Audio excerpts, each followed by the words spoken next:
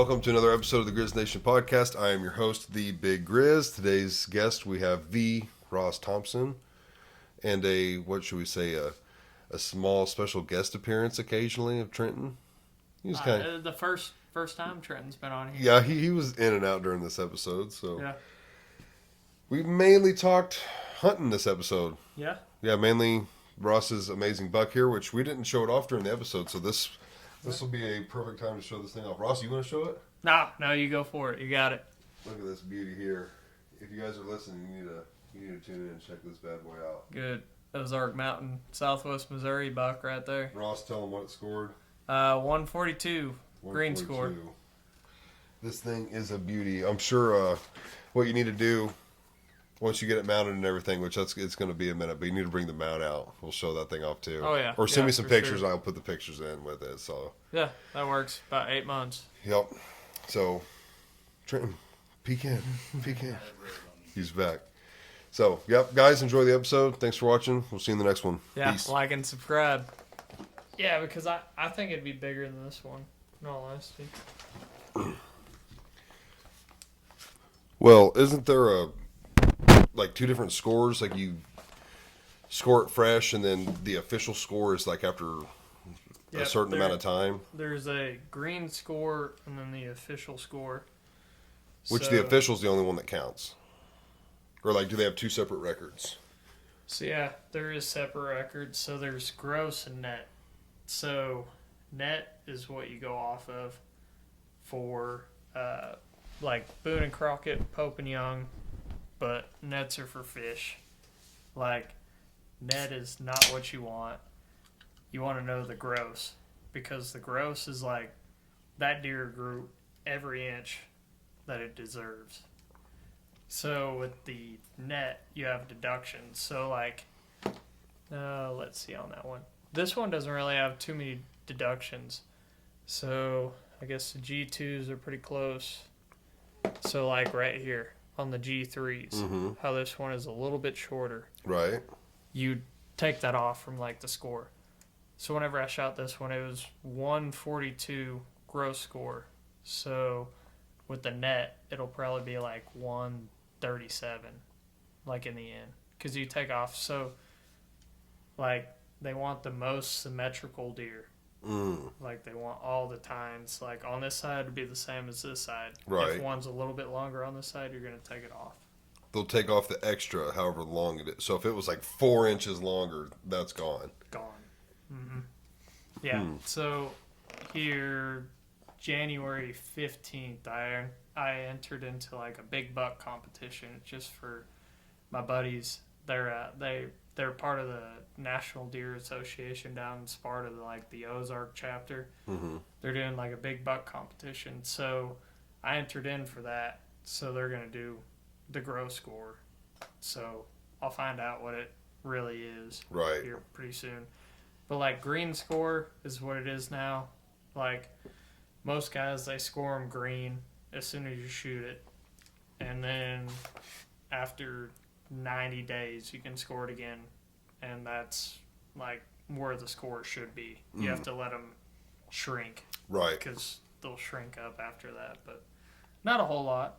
Literally 5 inches is usually the total. Yeah. What about after 90 days anymore? No. We're pretty much done. Yeah. Yeah.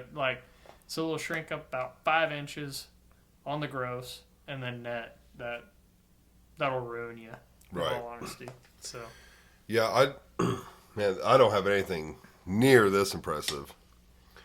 But it was 2 years ago, I shot the biggest buck I'd ever shot, just a little basket 8. Mm-hmm. And I'm too lazy to prep them and boil them and do all that. And I've never shot one worth mounting. Mm-hmm. But I always throw them in a big dog crate. Yeah. And then I just leave them outside. Yeah. Well, I went and looked at it because I wanted to get Dad's out. He shot a monster, probably pretty comparable to that down in Mark Twain. And I was like, that thing's got to be clean by now. I'm going to go get that for him. Yeah. So I went and there's a couple, tiny bucks in there too. Mm-hmm. Trent, you want a chair? Yeah, come get a chair. Come on, Trenton. That was hard to talk him into. And The one I shot 2 years ago, which was like the biggest one at the time, ate to shit. I guess some of them were poking out the sides and squirrels or whatnot got to them. Yeah. Yeah, I get that. Like, literally before this one beats like all my other deer by like 20 inches. And literally most of them, I just buried them. Put like Tupperware like over the racks and stuff. Not really like Tupperware, but just like a storage container. Yeah. Put it over the rack. Well, still, like everything gets to them. Squirrels can dig up underneath that. Like all the racks got messed up. So whenever I shot this one, I'm like, I'm keeping it. It's in my garage. Yeah. Like mice might get to it, but yeah, I'll kill all those. Screw it. Yeah, this is a nice deer. But like you said, your dad, Mark Twain, like little known secret, like most people don't really know. Like there are some big like Ozark ditches deer, and I got some trail cam pictures of absolute studs down in Mark Twain. In Mark Twain, yeah. Yeah. I haven't hunted Mark Twain. Make this thing look small. Man, when was the last time? I was probably 15. Because I think once I could drive, I started hunting like neighbors' lands and stuff, and I would just drive myself. It's way easier. So, gosh, how long has that been? Like 13, 14 years since I've hunted Mark Twain. Mark Twain, if you don't hunt the ridges, is brutal. It sucks. Like hiking down there in the valleys and stuff. Yeah. Oh, it is. Like that's where I bear hunted at again this year. So did you bear hunt the ridge? Everything. It's the hills are just. It's not really hills. They're like damn near mountains. Yeah. So technically, I have 18 days in for like hunting. I don't know on top of that with the scouting and everything else, but like 18 true days of like in the woods, balls to the wall, all day hunting, scouting, hiking. Like you're out there ready to try to kill, and hasn't worked out. Did you have to take time off work? Yeah. Oh yeah. Yeah. Too much time, more time than I have. Right. Like, literally just no pay, going for it. Right. And they were cool with that? Yeah. Hopefully. Yeah. Yeah, they didn't fire me. Hopefully. But, shout out to the whole YouTube, Spotify, Apple Music, whatever you guys are all listening on. There you go. I just got a new job this morning, so fuck that early. Yeah, we were talking about that briefly earlier. So where were you at before the electric place? I never got on at the No, I know. Place. Where were you before? Satterley. Okay. Satterley Plumbing, Heating, and Air with a very small mechanical division. There's like 5 of us. Okay, and you left that to about to leave. Oh, okay. I've been with them. I applied for Liberty to be a power plant guy. Mm-hmm. Went through like 4 interviews and didn't get the job. Why? I sold myself short. So Trenton, that we have here, his uncle Gary worked there for many, many, many years, retired. So he went ahead and he heard that I applied, went through all the interviews. He hit them all up and was like, why didn't you guys hire Ross? So they said, because I was honest in one of the interviews. They're like, how good are you on computers? I'm like, for my generation, not as good as I should be. That, and I talked more about welding and all that than I should have, because they didn't think I was that mechanically inclined. They just thought all I could do is weld. And computers, they thought I wouldn't even be able to like put my time in or anything. And it's like, I said, I'm not that inclined with the computers for my generation. Right. You still be like a 50, 60-year-old person. Yeah. Right. Yeah, literally. We do everything on computers for our generation. Right. Like, what are we, Gen Z? Or we aren't millennials. I kind of think we are. No, we're after millennials. I think we are after millennials. Yeah. So, what do you look up? Like the year you were born? Yeah. So 97, 96. 6. Yep. Trenton? 92. Okay, Trenton might be a millennial. Yeah, Trenton is millennial for sure. I think you guys might be. What's the bad one?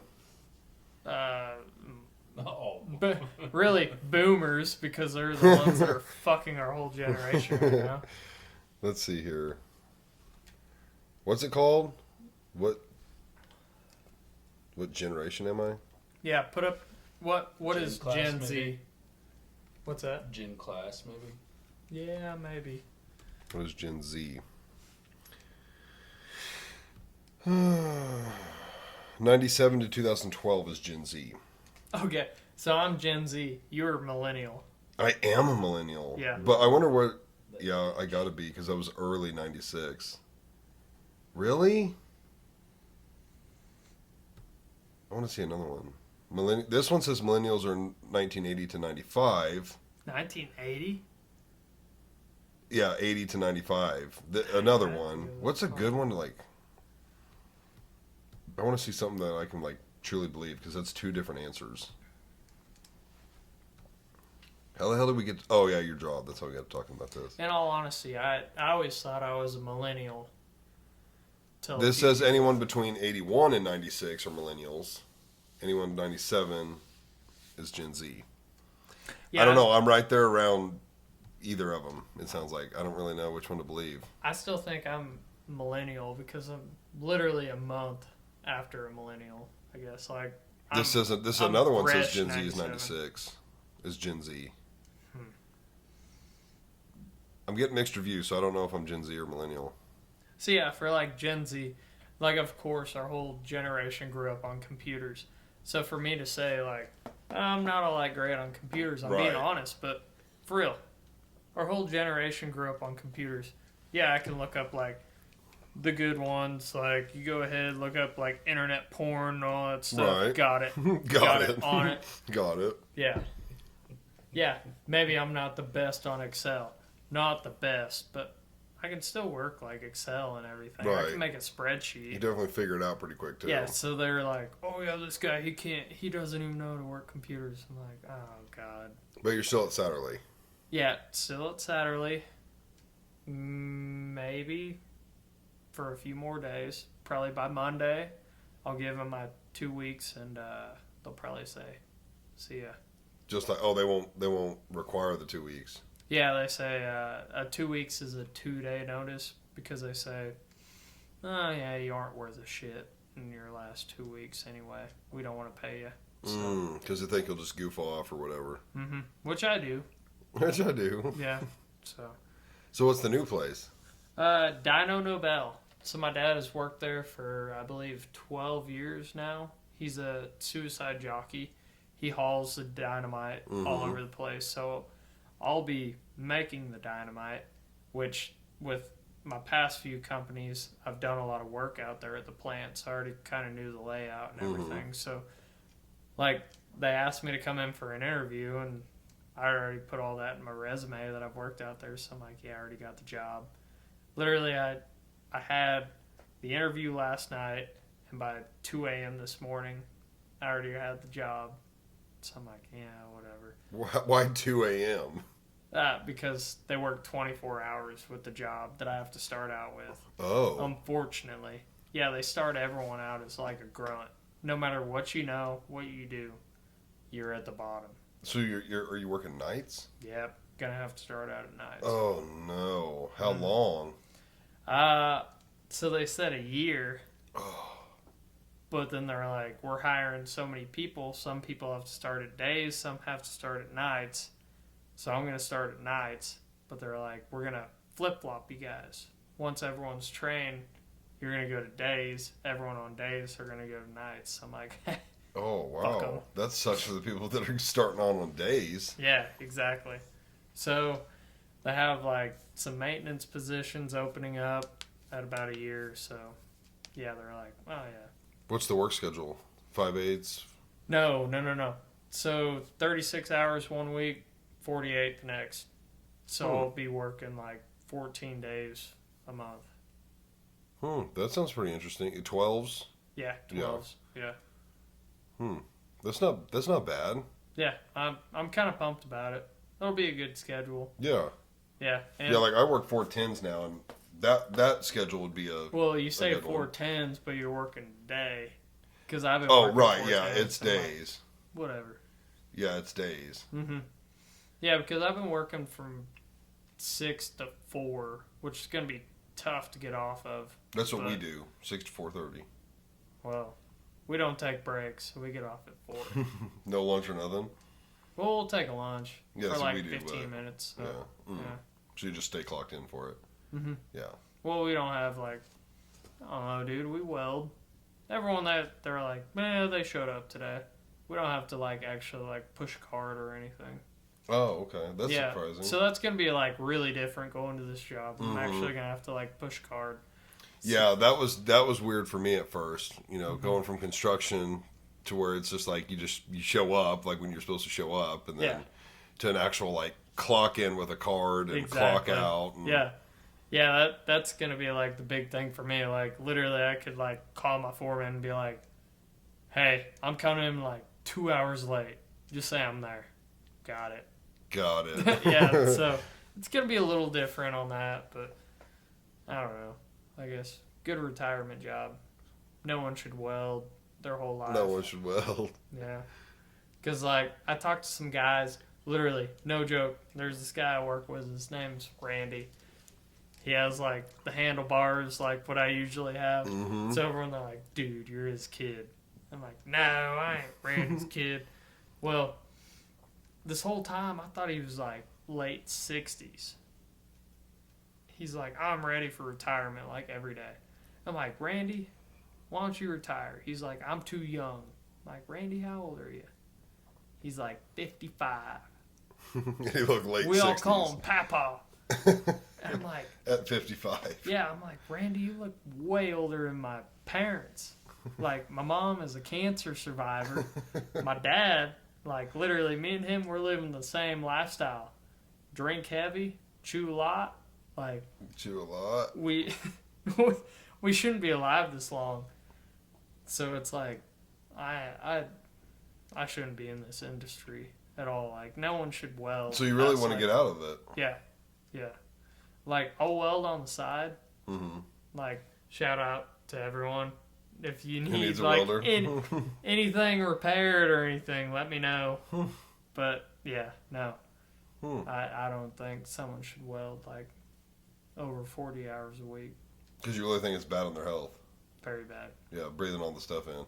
Yeah. Breathing all the stuff in, and like, you're a little bit different. You're on the fabrication side.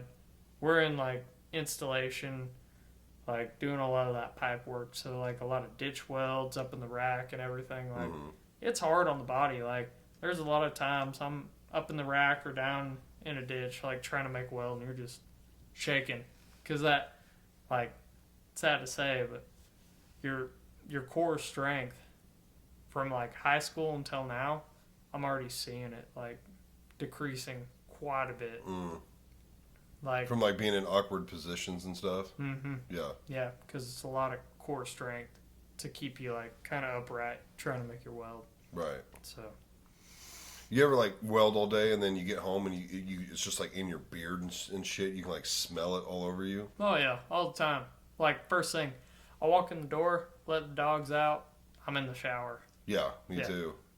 And it's still, sometimes it's like you still smell it. Mm-hmm. Yeah, black boogers. Oh, the yeah. best. Yeah. The best. Yep. Yeah.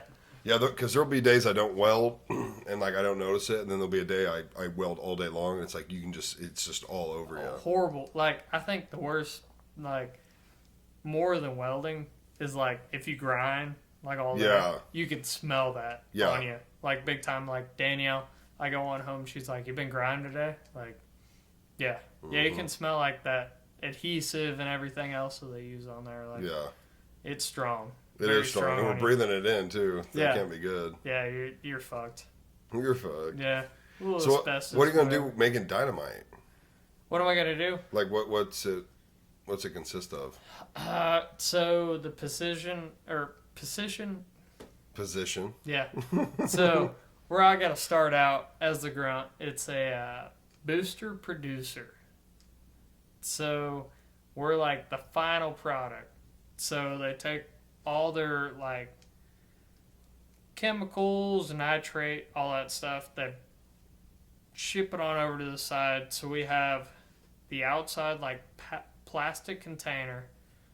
We fill it on up to like 80%, send it through like a big cooker and then after that, we top it off to like 100%, cook it again. So we have like the final product, like actual TNT like sticks. Yeah. That's what we're making. You are making sticks. Yeah. For like the guys that are, drilling in the hillsides to blow, stuff out for roads. Yeah, nothing but mine. So like my dad, he's been a suicide jockey forever. So I have my hands on the final product that he puts on his truck. Right. To go ship out east, out west, up north, anywhere. Right. So it's kind of cool. So I don't know. Fishing's going to be pretty cool this year. Right. Yeah. For a second, I was like, what are you talking about? Yeah. I was like, oh, yeah. Yeah, we're about to catch everything. Catch everything. Might not be nothing left, but we're going to catch it. Yeah. Yeah, we're about to fuck up James River, Kings River, Merrimack, Gasconade. What's Danielle think about you working nights? Not a fan. Let's see, you're 27? 28 here in about a month. I mean, we're not that old yet. We're not even to 30, but damn, I would hate at this point in my life to start working nights. Like when I lost my job at Turner with, in construction, I had considered a few different things, and like Zach was still at Schreiber's, I think, at the time, and it was like, well, like that's, probably decent work as far as like good retirement and benefits and all that, and steady, like it ain't going anywhere. But I was like, dude, I don't want to start at nights. And there you'd be on nights for like minimum 3 or 4 years probably. Exactly. And I was like, I just don't want to do that. Like I got kids and a wife, and let alone I don't want to be on that schedule. Like that schedule just sounds like hell. But if it's for a year, that's not that bad. And 3 12s, 4 12s, that's not terrible. Like the 3-day week is pretty cool, but that's the only reason why, like you said, kids, that's the only reason why I'm doing it now. Right. Is before Danielle and I do have kids. Because, like, you got to get that shit out of the way. Like, you can't have a family and work nights. Like, it'd be tough. People do it, but not my thing. And I feel like most people that I know that work nights, they get like, anywhere from 3 to 5 hours of sleep a night. Which I don't. Yeah, I don't get a whole lot more than 6 on a good night, but it would feel different getting 4 or 5 or 6 hours during the day. Yeah, we're getting vitamin D. Right. They aren't getting shit. They ain't getting nothing. Yeah. So. Well, yeah, you don't have kids yet, and it's only a year, so it won't be too bad. Yeah, it won't be too bad. Good retirement and like benefits and all that. Great. Yeah. Great. Yeah, with the benefits like insurance, if you fuck around, you aren't going to get a paycheck because you're going to sign up for so much insurance stuff. Because, like I said, it's dynamite. Like, right. Life insurance and all that stuff, they're pushing it hard. Right. So one day, I'll probably just blow up the whole place. Who knows? Has there been accidents there? No, not really. It's very controlled. Very, very controlled. I mean, I imagine it is, but you're still dealing with dynamite. Yeah, there was a tornado that went through back in the early, like, late summer, early fall that really messed a lot of stuff up. But it wasn't that major because, like I say, it's very controlled. Right. But, like, if there's even a lightning strike within 10 miles of the plant, they have everyone leave the plant, like, get out of the way. Wow. But then my dad, he gets mad hauling it because he's like, dude, we drive through storms all the time. Right. I'm like, well, that's why you make the big dollars. What about, shit, what was I just thinking of? Oh, shit. Oh, like, because people, smoke and stuff. What, there's, like, no smoking on the premises? Like, is it that kind of crazy? If you smoke, go ahead and drive off the property. Wow. Yeah. I mean, it makes sense. Mm-hmm. Dude, I worked at this place in Springfield. So, like, Club Rodeo. Mm-hmm. So it's literally never been to that one. Right next door off of Benton Street and, like, Kansas Expressway. Yep. So it's AMRI. They make, like, opioids, which is kind of wild because it's a chemical plant. But, like, you take the most, like, dangerous chemicals in the world, mix them together, it makes you sleep at night. Right. So I worked there for like quite a while, and like you couldn't have batteries in the plant, you couldn't have phones in the plant, like all that stuff, because like any vibration or anything, like little spark will set everything off. But then it had these like little smoke shacks set up like all over the plant, so there's people out there like puffing all their cigarettes and all that in like a little safe room. Yeah, it's like, dude, that's literally like a little A-frame out of 2x4s and a little bit of like tin metal on there. And I can't have my phone. I can't even set up my laser in there to pull measurements off of. But they can smoke cigarettes, so I don't know. I think it's a little overboard. But at the same time, I want to go home every day. Right, it's overboard until it's not. Yeah, exactly. So you guys do whatever you want. Right. Yeah. Well, that'll be exciting. Yeah, should be all right. Mm-hmm. We'll see. And plus, I'll be getting off at like 6 in the morning, so I'll still get to chase all them guys, and more pumped about like Turkey of the Spring. Yeah, I would, yeah, because you'll still be working, barely still be working nights, so that'll work out. Yeah, and with turkeys, like, dude, they fire off while they're up on the roost. They come off the roost. If you're lucky, they'll still keep on gobbling. Mm-hmm. But I like getting in on that late gobble. Like, sleeping in, getting out there about 9, hitting the call again. They've already been henned up. They're coming back off. Hit that call. They'll start gobbling again. Right. Figure out where they're at. Bro, you need to take me turkey hunting. I've never been. Dude, we've been thinking about that. So, Trenton here, just stand up, walking off. You getting a beer, Can Trenton? you get me a beer? Yeah. I need one too. So, like, I've killed turkey off Trenton Place. I think it's time to get Trenton a bird, and it's time to get my dad a bird, because it's been very, very, very, very many years. Yo. So you're in line. I want to get everyone a bird because it's awesome, but that's the sad part with Missouri right now is the turkey population is way down all over, but luckily where I'm at, the turkey population is holding pretty steady, so it doesn't affect us as much. But out here where you guys are at, I think feel like it's doing pretty good. Yeah, I think we see it's them all the still time holding, out here. I think it's still holding very strong. So if you guys are ready, I will call, and I'd love to get anyone a bird. Dude, my Benelli is itching to get one. Shoot, 3-inch, 3.5. 3.5. Put it in 3-inch. All you need is 3-inch. What's the benefit of 3.5? Just packs more punch. Nothing. Sore shoulder. That's it. Mm-hmm. Yeah. Yeah, like literally. It will shoot up to 3.5, but like I said, I've never been. I don't know anything about it. It was something Dad never did, and so we just never went. Yeah, my dad, he never did until I was about 15. Because he was always like an upland hunter. Like, he didn't even deer hunt. Like, all this I've learned from my uncle. Mm-hmm. And my great uncle, rest in peace. Like, he passed away, but same way with like turkey hunting. My dad, he only upland hunted. What do you mean? Like upland hunt? Pheasant, quail. Okay, dove. waterfowl. No. What's waterfowl? Waterfowl is completely different. So waterfowl's ducks. Just ducks? Just ducks. Not geese? Ducks and geese. Okay. So upland is like dry, like okay. Pheasant, quail, dove. Mm-hmm. Yep. So that's all my dad did. Okay. So the big difference is like steel shot versus lead. Right. And waterfowl, you have to use steel. Yep. Because they're worried about the lead getting in the water. Yep. So my dad, he's got a few Belgian-made Brownings, like high-dollar shotguns. Mm-hmm. So he's like, no son of mine's ever going to shoot steel shot through my barrels.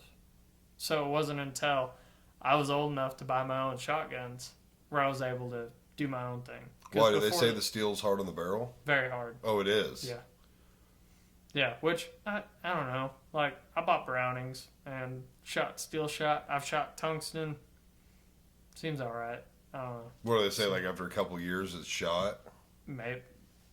I don't know. Yeah, I don't know nothing But about we're talking about like 19, like 30 shotguns that my dad has. Mm-hmm. So they're built way different back then. Like you had the old like blacksmith out there just like cha-ting, cha-ting. Yeah, no, it's way different nowadays. Right. Like we got machined out shotguns and all that. So I don't know. That's the same way with like my turkey gun. Like I have the cheapest turkey gun that you can buy on the market, like Mossberg 500 or whatever it is. Mm-hmm. It was given to me for free. I'm like, it's all camo. I'll kill a bird with it. But Benelli is probably more of a duck upland gun. Yeah. No, your Benelli's definitely a duck gun. Is it Oh, composite? okay. And like, I don't know. It's a 28-inch barrel. I know that.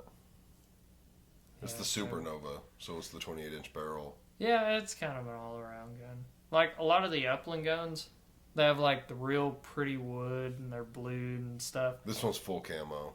Yeah, so it's probably a duck gun. Okay. Yeah, because like once you go to like camo and like the black, like the plastic and everything, they're more waterproof than like you can take like a wooden gun with you, but they don't last as long and all that. So like literally the only thing you got to deal with whenever you're upland hunting is like brush and barbed wire and stuff. Right. So yeah, I don't know. Like my turkey gun is super cheap, little Mossberg, shoots 3.5 inch and all that, but it's been dead on since day one. I'm like, I have a super cheap shotgun. yeah. Like, would that be better? Really anything works. Like, yeah, for turkey. Supernova, knock them down. Yeah. Like, use what you feel comfortable with. Man, I like them both. Like, honestly, well, you were here when we were skeet shooting, and I broke that shotgun out. I literally think I spent, I think it was under $400. I know it was under $400. I think I waited till it was on sale. It was like high 200s, low 300s. Yeah. Over, under, like cheap. And I love it. Like, I was shooting it and comparing it to the Benelli, and I was like, this is like a, it's a good shotgun for what it is. Yeah.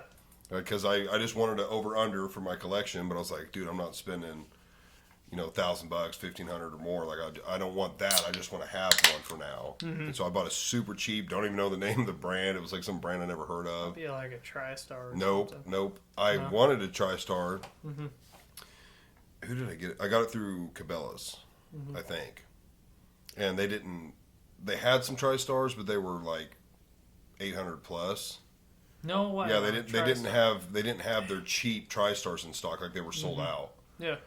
And so I was like, well, what else do they got? And this thing was like, I don't even know the brand. I don't remember. Something I never heard of. Started with a V, I think. It might have been a V. But yeah, I like it. You can tell it's cheaply made, but it shoots. Yeah. I think, like, if I'm buying shotguns, it's always Browning or like Beretta. Like, stuck on them. Ian talked me into the Benelli. Yeah. I don't remember why. We bought the same exact gun at the same time. We drove down to Rogers and bought we made sure they had two, and we went and bought both of them. I mean, I have nothing wrong with like Benelli. Just, I don't know. It's too mainstream. Like, every duck hunter, they're just like, fucking Benelli. Yeah. Bro, they're proud of their... they're very, very proud. Semis. Yeah. They're like, I think last time I looked, they were like $2,500. Maybe closer to $2,000, but that was like 4 or 5 years ago. Yeah, it's like a duck hunter. They're like $2,500, but then you look at like the upland hunters, get you like a good Beretta or Browning, like a Satori, or what is the Beretta model of that? The A whatever. Dude, they're like almost $4,000, and dudes are just like whatever. But then you get past that, you get into like the Purdy shotguns. So you're about to fly on out to somewhere out in Europe. They size you and everything. It takes about a year. You choose your wood. You choose whatever you want, like the barrel to look like and everything. It's like a $200,000 shotgun, custom made for you. It's insane. And is there any difference in a $400 shotgun and a $2,500 shotgun? The only difference is you have enough money where you go out there and you pick it up and they throw pigeons off the hill for you to kill. I mean, I don't have anyone throwing me out live pigeons to shoot at, so that's the big difference. That's the big difference. I don't got the money for that. Oh gosh, yeah, I definitely want a bird. Ian and I have talked about going a couple times and just never did, but yeah, I would love to do it. Dude, I'm almost tempted like, we're up here in Antarctica and all that. So, like, up in Antarctica, we got this creek down the road from us. What do you mean Antarctica? Yeah. Oh, you don't want to say where we are? Yeah. So, we got this creek. It rhymes with hats. No. No. Okay. Oh, no. No. So, it runs right up to Holly Mill. Oh, okay. Yeah. So there's technically you can, as long as the creek is navigable, you can. It's like public land up to the high water level mark. So wherever it floods to, you can see that mark literally on trees and stuff. You can hunt that. So we've been talking about it. All these creeks and rivers down around here in Antarctica. Trying to kayak, canoe out there, and turkey hunt off of them, because turkeys off the water. Yeah, turkeys for as long as you don't have like an engine, it's legal. Right. Okay. Yeah. So turkeys like river bottoms, they're all about it. So we've been thinking about trying to hit like all the creeks and rivers around here. And you do a lot of kayaking. I mean, you've seen a lot of turkey while doing it. Heard them. Haven't seen too many. So you need to call them closer. Mm-hmm. And plus, like, we're under the banks. Mm-hmm. So we don't really notice it. Oh, okay, I see. Which, it was like 4 years ago now. Me and Zach, we hit up like Turnback. We're like, oh yeah, we heard it's great fishing and all that. Well, we were 30 miles from the lake. We didn't realize it's like closer to the lake is where everyone, they all have like great fishing and floating. Mm-hmm. So we went over like log jam after log jam after log jam, like avoiding needles and like all that good stuff. It was a great time. Yeah. But like, we're just floating along, trying to fish, didn't really catch anything. We're like, that's a turkey gobbling. And you hear like someone out there calling. And about that time we hear turkey gobbling.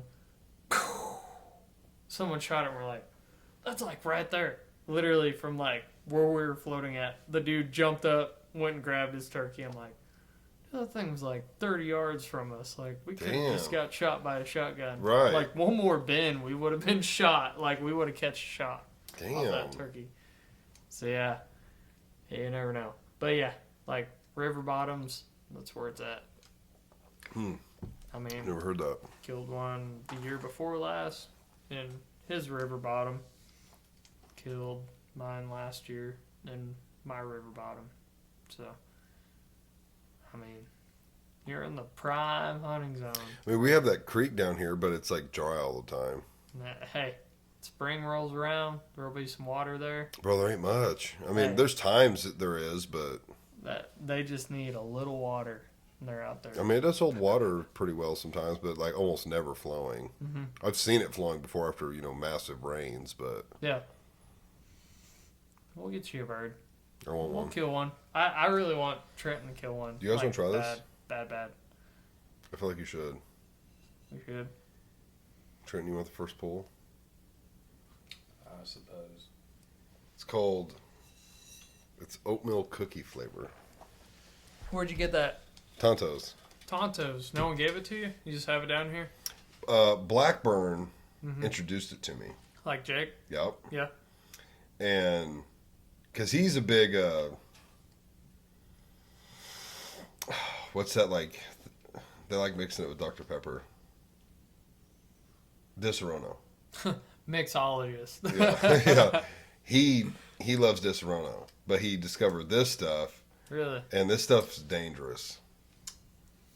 What do you think, Trenton? That tastes just like cookie dough. Yes, it does. Apple brandy with natural and artificial flavors and caramel color added. 15% alcohol by volume. 15 or 50? 15. 15. Yeah, it ain't like super stout, which the way it tastes, it couldn't be. But I mean, I guarantee you that bottle would end your night. Big plenty. It's very sweet.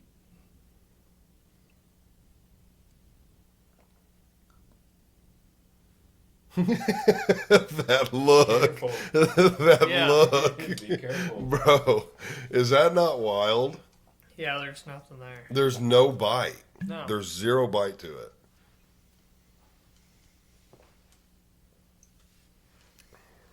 They have that. It's wild. Whiskey that's kind of the same way. Screwball. That's, yeah. It's delicious. I got some of that in the freezer. I bought another brand called Squirrel.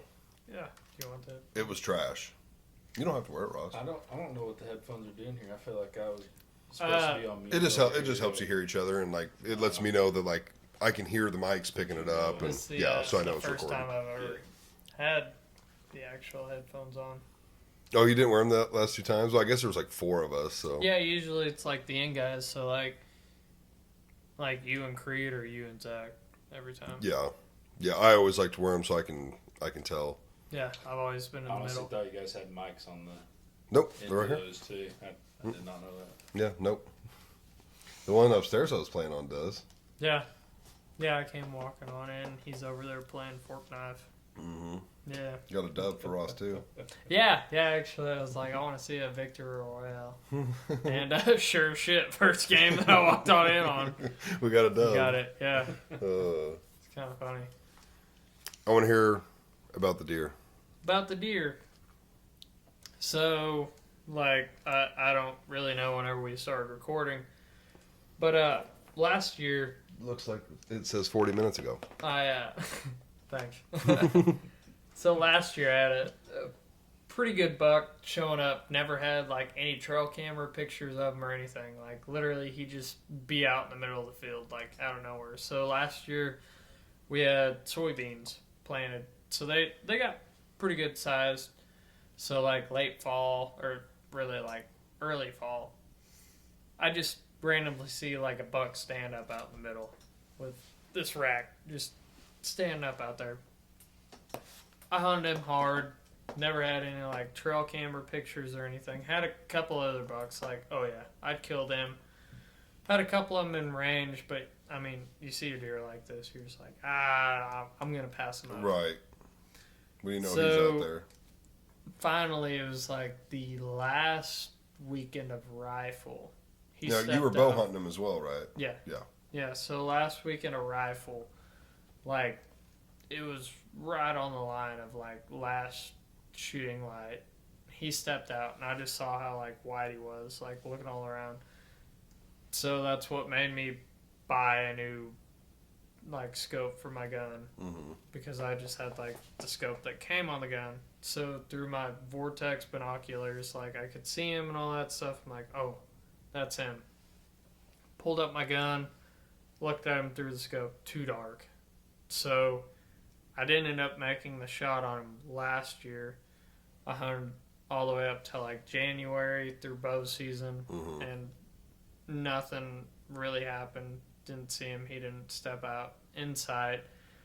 It always worked out where like the night that I wouldn't get in the stand, throw up my binoculars, like looking out the front porch or whatever, and he'd just be like standing out there like 200 yards away, just Course. hanging out. Like, there he is again. So this year, no pictures throughout the summer, same thing, like super elusive. I went out dove hunting, like I dove hunted heavily this year, like hit it very hard. So I'm out in the field, like I had pictures of him, like finally got pictures of him on my trail camera in like February. I'm like, okay, he's still alive, no big deal. Still Well, had his with antlers. Yeah. Mm-hmm. So with how dry it was this year, I thought EHD would be like bad, like blue tongue, because it was such a drought year and all that stuff. Like I figured flies would be out there killing all these guys off. Mm-hmm. Well, no pictures of them or anything. I had a couple other good shooters on camera, which I literally one of them made it. I don't know about any of the others. My father-in-law, he ended up shooting one of them, which awesome for him, but I wish he would have went like one more year. But we're out there dove hunting, out just shooting shotguns, all that stuff, killing dove. Like, it was super dry this year, so they combined the corn super early. So I let my buddy Bo know. I'm like, hey, come on out. Like, doves are flying.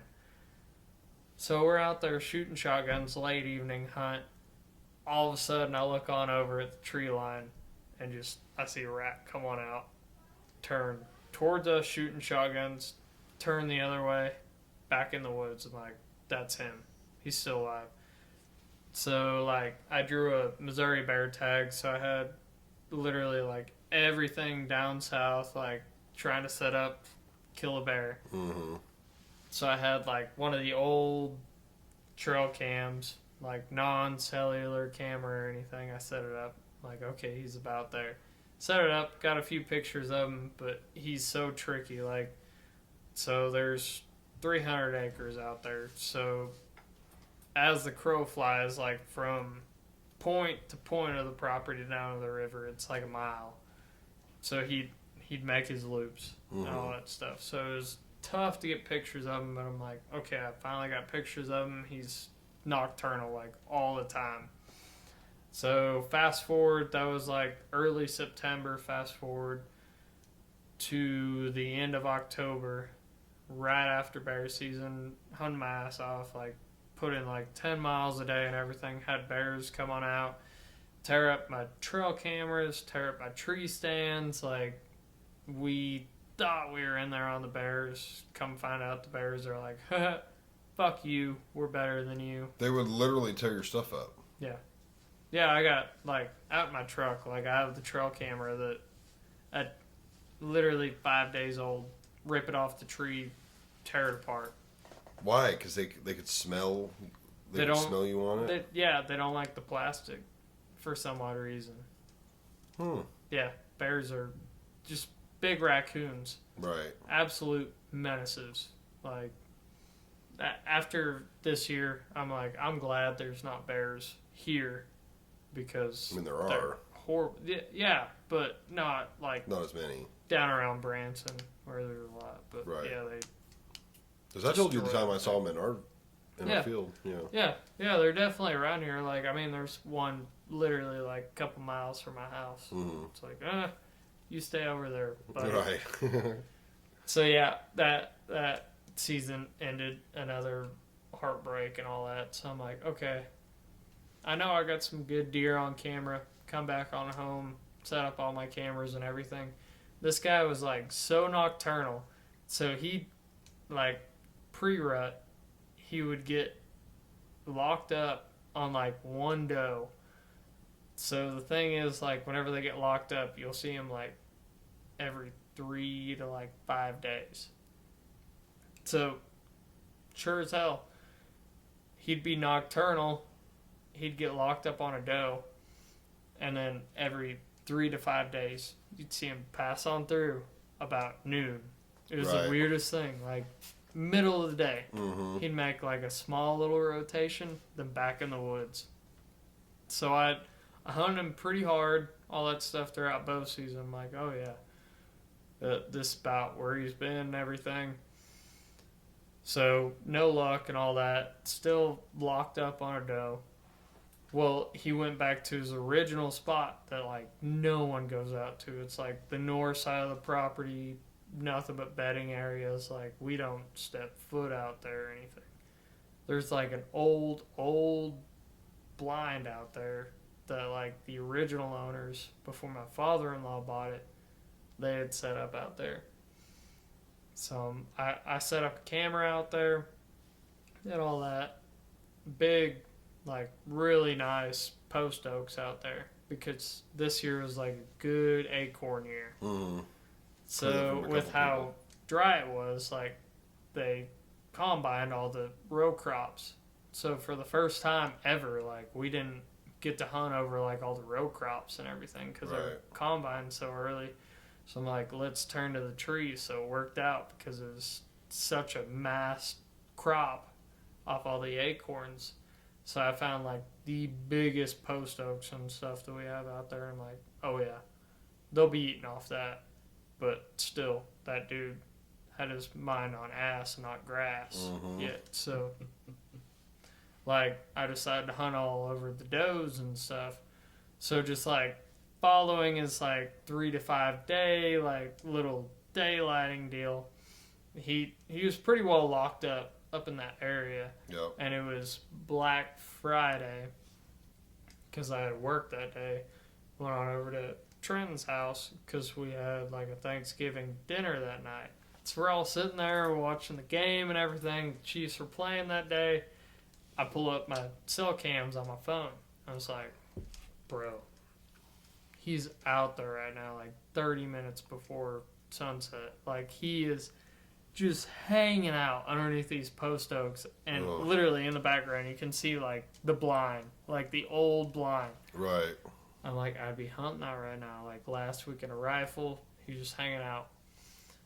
So, we're doing our family thing. I get that. You know, last year had a family thing or it was the year before last. I was blessed with my niece. But I was up in Springfield at the hospital and had a shooter about like him hanging out underneath my stand too. So I'm like, whatever, it's going to be another one of them years. Yep. He's just hanging out and it's going to happen. So the next morning I'm like, I got to go kill this deer. And like right now, I'm wearing my camo and all that stuff. Like, I don't really believe in scent control. Just play it all off the wind. So the weatherman was way wrong. He's like, oh, north wind and all that stuff for the weekend. It was going to be cold, pretty bitter. No, it was like south wind. So I still snuck on up to that stand. I'm like, he was there last night. He's going to be close. Even if I blow him on out, he's going to be right there. It's still rifle season. So I got on up there, sat there. He didn't show till about 9:30. And literally, I didn't realize he was, like, bedded down, like, right there where I saw him the night before. He stood up and instantly, like, nose up in the air and, like, oh, yeah. The wind is, like, blowing right towards him. So I didn't even give him a chance. Like, he stood up about 2 minutes later. Oh, you waited that long? Yeah. Yeah, I waited until, like, what I thought was the right shot. Because it's out in the woods. Like, it was heavy timber. So, looking at the bullet, I have the bullet out in my truck. Mm-hmm. It didn't mushroom right. Like, I hit a branch. Because I ended up hitting him, like, low neck. And I was aiming for a shoulder. And that gun is, like, way on. I'm like, oh, I hit a branch. I know I hit a branch. Because it was so thick throughout there. So I sent his head off to the taxidermist, and whenever he got me the skull cap back, he's like, hey, here's your bullet. The bullet was all the way up to the head, because you could see the entry wound, like, it looked like the bullet hit him sideways, so it shot all the way up the neck. And sure as can be, like, you look at the bullet, and it mushroomed off to the side. I definitely hit a branch, so it hit him spinning. So whenever I hit that deer, it shot up into his neck. Wow. At 35 yards. 35 yards. Mm-hmm. So there is no excuse for that bullet not to mushroom out right, except for hitting a branch. Because it was so thick through there, I gave him a second, like, he smelled me, took a few steps, and I'm like, that's literally, like, the most open shot that I got. But there was a big oak tree that was down, and, like, the branches were all sticking up, so I thought I had a clear shot. But got him. How far did he go? He dropped right there. Oh, like, I mean, like, literally high. Like, I hit him high, so he dropped, and it took him about 25 minutes to, like, expire. Yeah. Yeah. So. I had that similar experience. So this year, I got 2 does and a buck. And was this the first doe? It was. The first doe, I shot her, and I was worried about my gun, which I ended up shooting 2 more, and it looked pretty true, so it could have been me, but I shot her, and she went down. She ran like 10 yards or so and went down. Mm-hmm. And it was doing the whole head bobbing thing. Like her head would come up and then it'd go back down. And, she'd kind of, her legs would move and stuff. And I'm watching her. I'm like, okay, like, I hit her. She's down. I'm just going to wait. And I kept watching her and, like, she's not expiring. Like, she's not dying. Mm-hmm. And I'm like, oh, I don't want to, like, shoot her again, because... I don't want the noise. I don't want to put another hole in her, ruin the meat. But at the same time, I'm like, I don't want to watch her suffer. Mm-hmm. Well, so I'm watching her a little longer, and I'm like debating, should I just shoot her again, put her out of her misery? And she stands up, and like I can see where I hit her, and and it was a little low and back, and I'm like, oh, what in the hell? And she kind of like starts wanting to go, and I'm like, oh, hell no. Like, I have to shoot her now because I don't want her to get away. Mm-hmm. So I shot her again, kind of as she was starting to run, and she ran up in the timber, and I lost her, but I heard her go down, and she was rustling around. So I'm like, okay, she went down again. And I was like, I'm just going to wait. I was like, if anything, there could have been a buck with her, and I've shot a couple does, and bucks, like, don't care. Mm-hmm. They'll stick around. I've shot a doe, and, like, 30 minutes later, he's still there. Yeah. But, like, one I didn't want to take. Yeah, them glands are still good. Oh, yeah, they don't care. Yeah. And so I'm sitting there, and it was, like, 30 to 45 minutes had went by. Because I'm, like, just giving it plenty of time for a buck to step out and let her go down. Yeah. And I'm like, well, I guess I'm going to get up. I haven't seen nothing. I go to get up, and sure as shit, she starts moving again and starts rolling. It played out in my favor because there's a fence that divides my father-in-law's property. Got to get the truck right up there to her. Oh, I did. But she was on the other side of the fence by like 20, 30 yards. But she ended up rolling all the way down right underneath the fence. So I didn't have to cross it. But I watched her, and finally she, quit moving. But I waited like another 30 minutes, and I was like, what in the hell? This thing's tough. But, yeah, I got her. I'm trying to think of the second one. Oh, no. She was the second one. Mm-hmm. The first one I shot off the deck. So Chris and Sam, I don't know if I should say their names, but too late. They're right over there. Yeah. And, like... So if their house is here, Chris just shot a bigger buck than that. He did. He got a good one in front of us right now. If their house is here and my house is here, like Brian shot a bigger one also. Whatever. The deer were like right here, so it's like not in line with his house, probably like 50 yards south, but they were probably 350 out, and I had to use Maddie's gun because my gun was in the truck. So I ran downstairs, got the gun out of the safe, got posted up on the deck, and it was just a long shot. And I'm like, man, I can't get comfortable. I took a shot. It was low. Mm-hmm. I'm like, okay, well, I hadn't shot her gun much, so I didn't know how it would be at that range. And I'm like, well, shit, I out of habit, I shoot and I jack. Yeah. Like, I don't do anything before I jack. And so, sure shit, they just run right towards me, and they get to about 150 yards, and then I dropped her right here in the top field. Yeah. But that was the first one, and then that one, and then I ended up getting the buck, got him. He was the last one I got, but. Dude, thinking about you saying that, like where they ran right toward you. Oh yeah, I've had them do that multiple times. So it's kind of competing podcasts, but. Dude, you got to listen to these guys. It's the Hayden, Alabama podcast. Mm-hmm. You ever heard of them? I haven't. Oh, my gosh. So, like, good Christian dudes, like, straight up preachers and all that stuff. So, this dude come on his podcast, tell his story. The whole time, like, older gentleman. Mm-hmm. Could have had about, like, mine on. But the whole time, like, I was really big, didn't bleed. Like, at all, the whole time telling the story. So everyone there, like, great story. Like, it was a fun story. Yeah. So they all made fun of him, like, dude, bro, you gotta blink. And, like, all that stuff. So they had him back on after he read, like, all the comments. And another guy, Trent something. You probably seen him on, like, TikTok, Instagram, Facebook, whatever. Like, he makes, like, funny hunting videos. Like, Trent something. Long, like, red-headed hair dude, got, like, a red beard. That doesn't sound familiar. I was thinking of a hunting guy, but that's not him.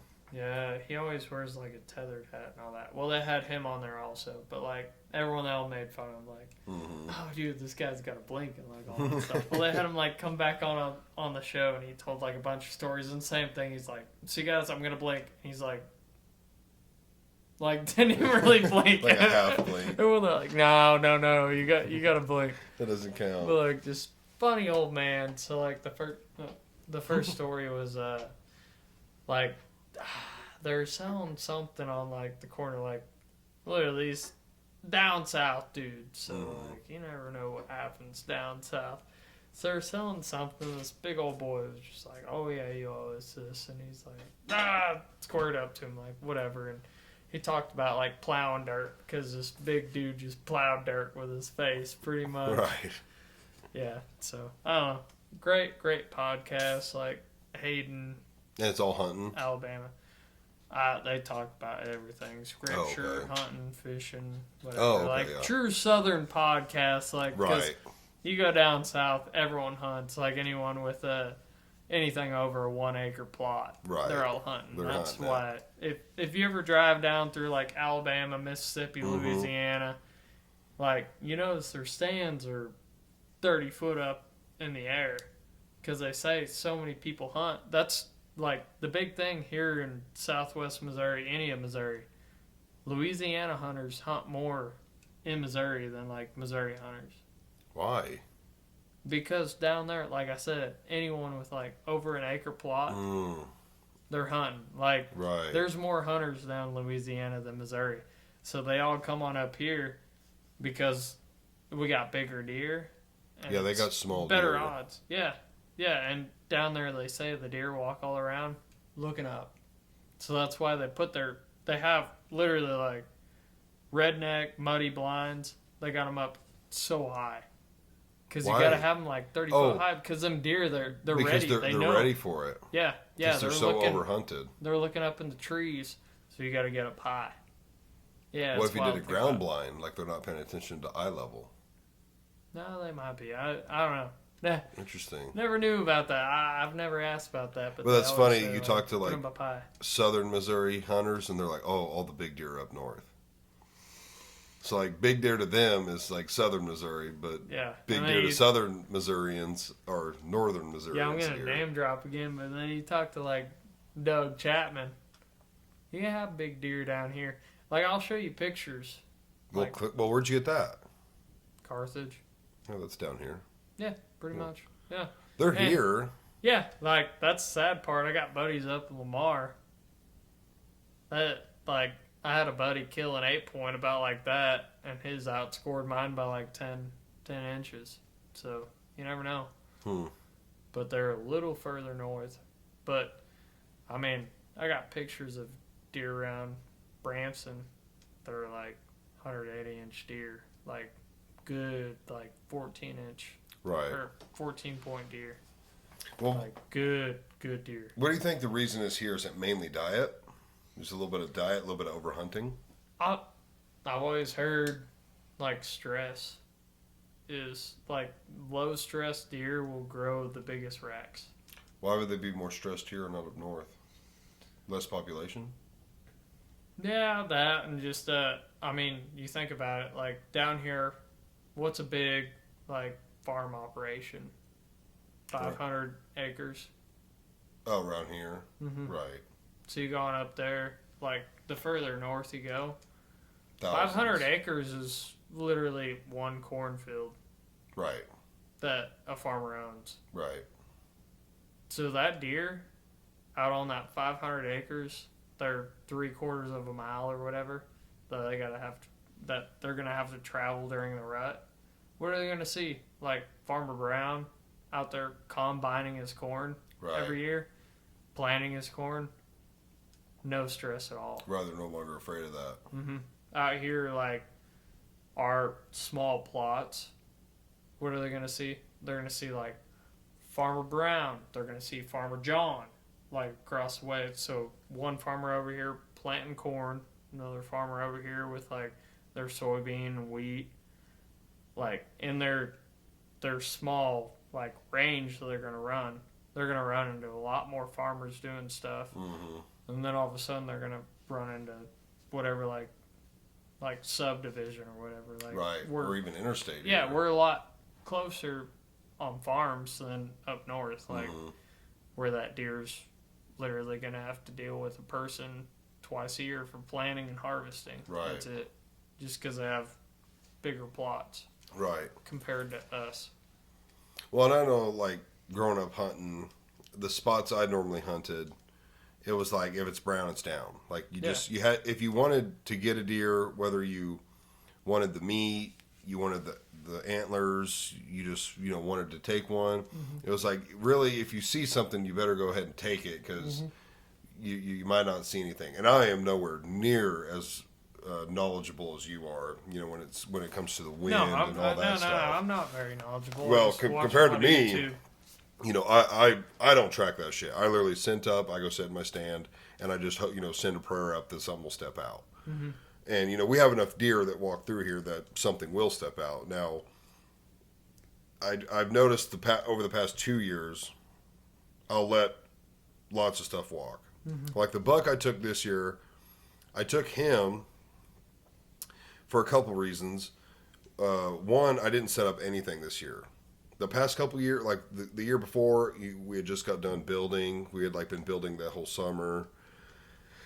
Had and this year again, having 2 new kids, and it was just a new job. Like so many reasons, I just didn't make the time. I would have had the time to do it, but I just didn't. I didn't put corn out early. I didn't do trail cams. I didn't do anything. But listening to the neighbors, it was like pretty much everyone was saying there's not a whole lot this year. Like it's kind of slim pickings. So when I saw that one, I was like, well, I'm going to take him. And also because it was like that's the biggest one I'm going to be able to take up in my career, my hunting career. So I went ahead and took him. Well, the year before I took that basket 8, which I'd never got a basket 8. It was always, spikes or, 4 or 6 pointers, small stuff like that. So what I'm noticing is the older I get, I'm becoming more picky. Like I'm letting more walk. And obviously, like you made the comment earlier, I wish they would have let that one walk the year before. I'm starting to get that mentality. It's like, well, next year he'll be better. The problem is if you have a ton of hunters in a smaller area, that deer that you're like, yeah, I'll let him walk, the neighbor will take him. Yeah. And then it's like, well, shit, I should have just taken him. Like I could have at least got the meat. If no one's going to let him grow, then I shouldn't have let him grow. Yeah. And then if people start adopting that ideology, they'll never grow. Yeah. And so when, like you're saying, if you got 500 acres that's yours, well, no one's hunting it. And that deer's probably not leaving that 500 acres. Yeah.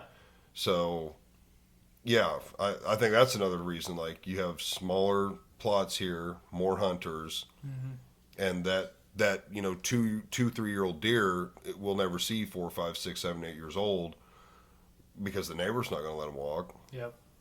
Which actually, truly, I'm not trying to preach to you or anything, but right now is the time to start for all of you guys. So Trent and I was sitting here.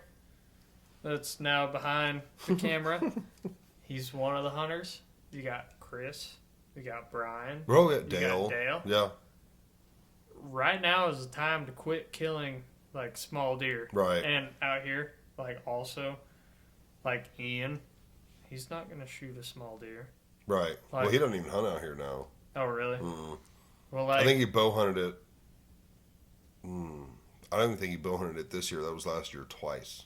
So it's time to try out that quality deer management program. Yeah. No one shoot anything. Well, just set a minimum. Whatever you guys shot this year, that'll be the minimum deer that you're going to shoot for next year. And move up from there. Because, this one right here, put it up on the wall, and that will be the minimum size deer to shoot. Again. Right. At least get mounted. But, right. If there's, a scrub buck that that's 4 years old, because, I run so many cameras, if there's, that 3-point that has a fucked up side and has a broken leg, fucked up right side and a broken leg on the left side, he's not going to do anything more than that. He'll die. But this will be the deer to set everything off of. Right. So, that's kind of what's going on with me. Like, getting this deer this year, it was like, well, now I'm not going to want to shoot anything smaller. Mm-hmm. So, what's your opinion on taking does? Because I've heard the argument both ways. No, take as many does as you can. That's the most recent argument I heard. Mm-hmm. Which I feel like growing up, it was always like you wanted to leave the does to bring in more bucks.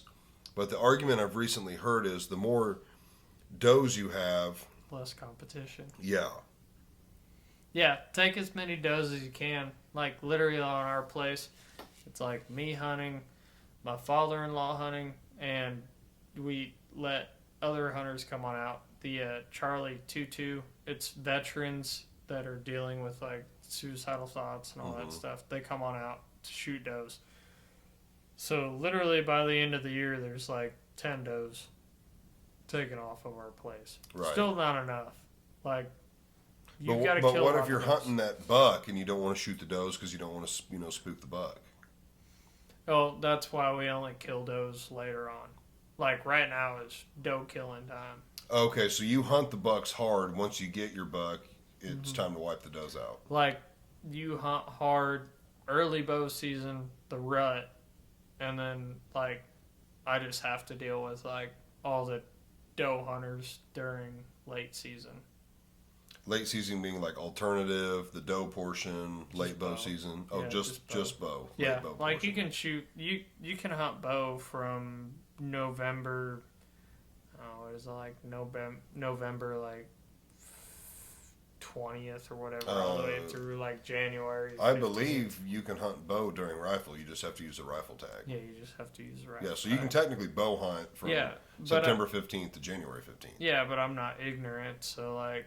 Right. Yeah, I'm gonna go ahead and buy a rifle tag, and if a deer walks out at 300 yards, I'm taking it. Right, yeah, I'm gonna take it. But I know people that they only bow hunt. Like they will buy rifle tags to use them with their bow because they just want to bow hunt. Yeah, they're just like, here's my nuts. Yeah, no. I guess if you're that adamant about bow hunting. Now, I have a bow. The bow, from Chris. Yeah, exactly. I need to get it set up. I don't have it set up. Now, well, it's set up from Chris. Sam. It's set up from Chris. It's been so long. I just got to When was the last time that we even podcasted? I don't know. September? Yeah. And you had already had it by that point? Yeah, I'd already had it by that. It's just not on my priority list right now. I'm imagining it's going to be pretty expensive to get all the arrows. Yeah, I don't know. $150. Oh, okay. That's not that bad. I thought it was going to be quite a bit more than that. No, probably not. Just get like 6, like half a dozen. You're just talking about field tips. Yeah. Okay. Get some field tips, and then I don't know. That it depends on like your spline weight and all that stuff. We get like 100 gram. Yeah. So I shoot like G5 Montex. Is it gram or grain? So grain, I think, is broad. Okay, that's the broadhead. Yeah. That does sound right. I don't even want to be saying this on air because I get them all messed up all the time. But like, so we can get some like Montec G5s, freaking gnarly broadheads. Get fixed or mechanical? Fixed. Fixed. Yeah, don't shoot mechanical. Too much failure alert. I know, failure. Honestly, I don't know. I have bow hunted in the past with a buddy's bow. Mm-hmm. And he's killed a lot of deer. I mean, a lot of deer. Yeah. And he had mechanicals, and he swore by them.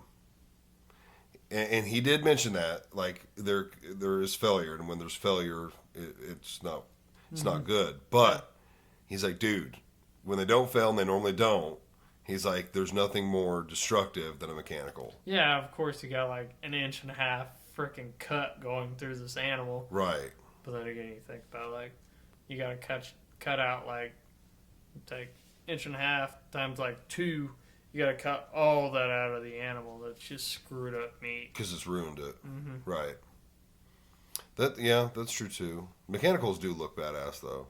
Yeah, they look pretty sick. They do. You get some of them schwackers. Even the old like commercials, just like schwacker broadhead, and it's just like blood's like spraying on the screen. Like, yeah, I want those. Yeah. But in your opinion, you think just stick with fixed? Yeah, yeah, oh yeah. 3-blade, like, really, most of my buddies, they're all running, like, good old heavy, single bevel, 2-blade broadheads. Mm-hmm. Just getting the biggest, like, pass-through hole you can. Right. Heavy.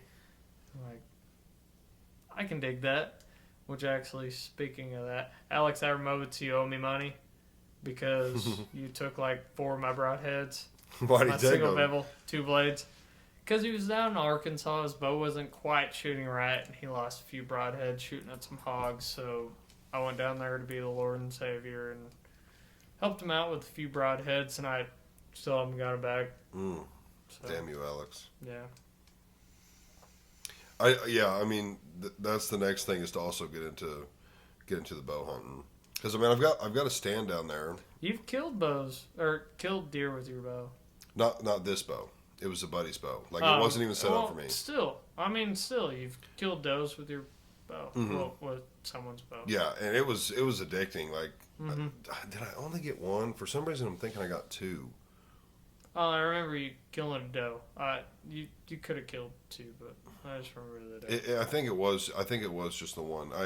I went hunting a couple other times, and actually one of the times was one of the few times, I think maybe one other time that I've actually called something in. Which I don't feel like I really have luck.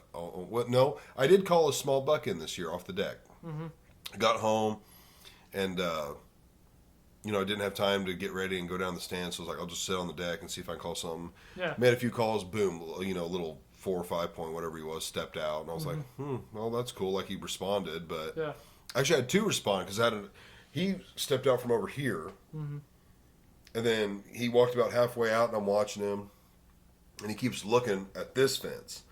I'm like, what is he so focused on? So I brought my gun up, and I'm like, looking through the tree line. I'm like, what is he looking at? There was another small buck, but I was like, That was like the second time I'd called something in. But I'd called something in while bow hunting one time, but it wasn't. Well, no, it actually was worth shooting. Yeah. But it was like 45 yards out, and again, this bow wasn't set up for me. So I remember when I was practicing with it, I had to aim a foot down and a foot to the left for the arrow to go where I wanted it to go. Yeah. Again, it wasn't set up for me. Like, the draw length probably wasn't right, and it wasn't custom for me. But I had it dialed in to where if I aimed a foot down and a foot to the left, it would go where I actually wanted it. And that's how I killed the doe. Actually, I take that back. Dude, a foot down, a foot to the left is like... It's a lot. Yeah. That was at about 30 yards. That's what I am like a foot high and a foot to the left to like 100 yards. Right. Yeah, I don't know why it was like that. Again, he was telling me, he was like, well, dude, it's just like the draw link's not for you, and it's just not set up for you. But I made it work because I knew how to shoot it. Actually, the doe, in the heat of the moment, I forgot about all that. Yeah. So I had it below her shoulder, and her head was fully up. So when I'm aiming right behind her shoulder, instead of aiming below her and to the left for it to hit the shoulder, I'm aiming at the shoulder, so I shot her right in the neck. Because that's where the arrow was always going. Yeah. So I got super lucky when I got that doe. She actually didn't go very far because it was a hell of a shot. An accident shot, but yeah, like I want to get this one set up and get into bow hunting because it was super fun. Just being up close, and it's way more difficult and challenging. Like the biggest thing is they have to be within range. And, around here, like, you're not probably going to shoot a whole lot over 45 yards. So, really, you're probably not going to shoot a whole lot over 30. Yeah. But, like, it was super fun. My father-in-law, he got a 10-point this year. And he had already shot, like, a doe before. Helped him clean all that up and all that. So, I came pulling him from work. And I see his truck up there at the farm. I'm like, oh, man. And I see him, like, standing outside the shop. I'm like, he killed a deer. So I'd been watching this thing. I'm like, please don't kill my buck. Please don't kill my buck. Come pulling on it, and I see, like, the rack on the ground. I'm like, oh, no. And I saw, like, a kicker sticking off to one side. I'm like, whew, not my buck. So I come pulling on it up, and it's like a 10-point with, like, kicker coming off. I'm like, oh, yeah, okay. Good deer. Kind of small. Like, I already passed him up. Like a smaller 10-point. Mm-hmm. Like a week before. I got pictures that I'll show you. But like next year, he would have been a stud. But literally, it took everything that I had 5 yards. He was there for like 30 minutes, like heavy on a doe, like broadside, just like smelling all around all that stuff, trying to figure out where this doe is at. I'm like, I've had pictures of him like all year, a little too young for me and all that stuff. Like, I'll pass him on up. Well, fast forward 2 weeks, father-in-law shot him. Well, we pull on in and we pick it on up with the tractor, and I'm like looking at it, I'm like, Kevin, how many shots you put in this thing? He's like, 1. I'm like, well, looks like someone shot him in the front, right here across the brisket. Someone with a bow. I thought I was the only bow hunter in the area, like around us, because no one else bow hunted. But someone put a broadhead like straight through the brisket. He was sliced wide open, like right in front of his front legs to his neck, wide open. Got him. Wow. Yeah, and like with her dad, he's like, yeah, I mean, he seemed just fine, but he was fucked up. Like, dude, they're tough. Yeah, we had to throw out like the whole front quarters of him because the meat, like. He seemed like he was tough, seemed like he was fine, but there was like gangrene all the way down through there. Like nasty. It's wild how tough they are. Yeah, we like picked him up with the tractor and everything, and like then you could smell like once that wound opened up, and we're like, yeah, he's not good. So did he get anything from him? Yeah, we got like hind quarters, like back strap, inner loins, a little bit of like the rib meat, like flank meat. Mm-hmm.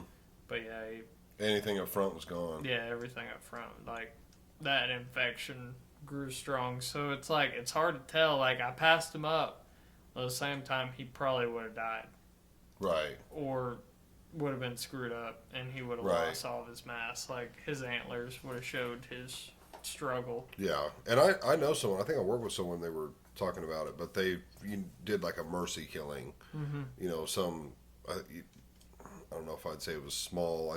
I think he said it was probably medium. Mm-hmm. But it was I think someone had shot it in the leg, and like one of its legs was just like from like its elbow down was just like not there. Mm-hmm. And so they went ahead and took it. Mm-hmm. But I was like, I mean, I would do something like that. Part of you would hate to waste the tag on something like that. Exactly. But at the same time, it's like, man, you're helping them out. Yeah, that's part of it too. I mean, I can't say I've ever. Yeah, I can't say I've ever seen anything like that. But I probably would. Yeah. I don't know. You got to tag out some of them eventually. So you're saying hunt the does late in the season, like the doe portion, all that. Yep, because they're yearlings or whatever that are still following them all around. They're going to be completely grown, very, like, self-sustaining. They're going to be just fine. Like, yeah, it kind of sucks because you might be killing a doe that is pregnant, but that's, like, the best time. Go ahead and wipe them all out. Right. Get them out of there because does, they're good and they're bad. Because an overpopulation of does, like, you could bring in bucks, but you're going to keep the same bucks around. Like, if you bring in small bucks, you're not going to see, like, the big bucks coming on in because they're going to be locked up with does, like, next door.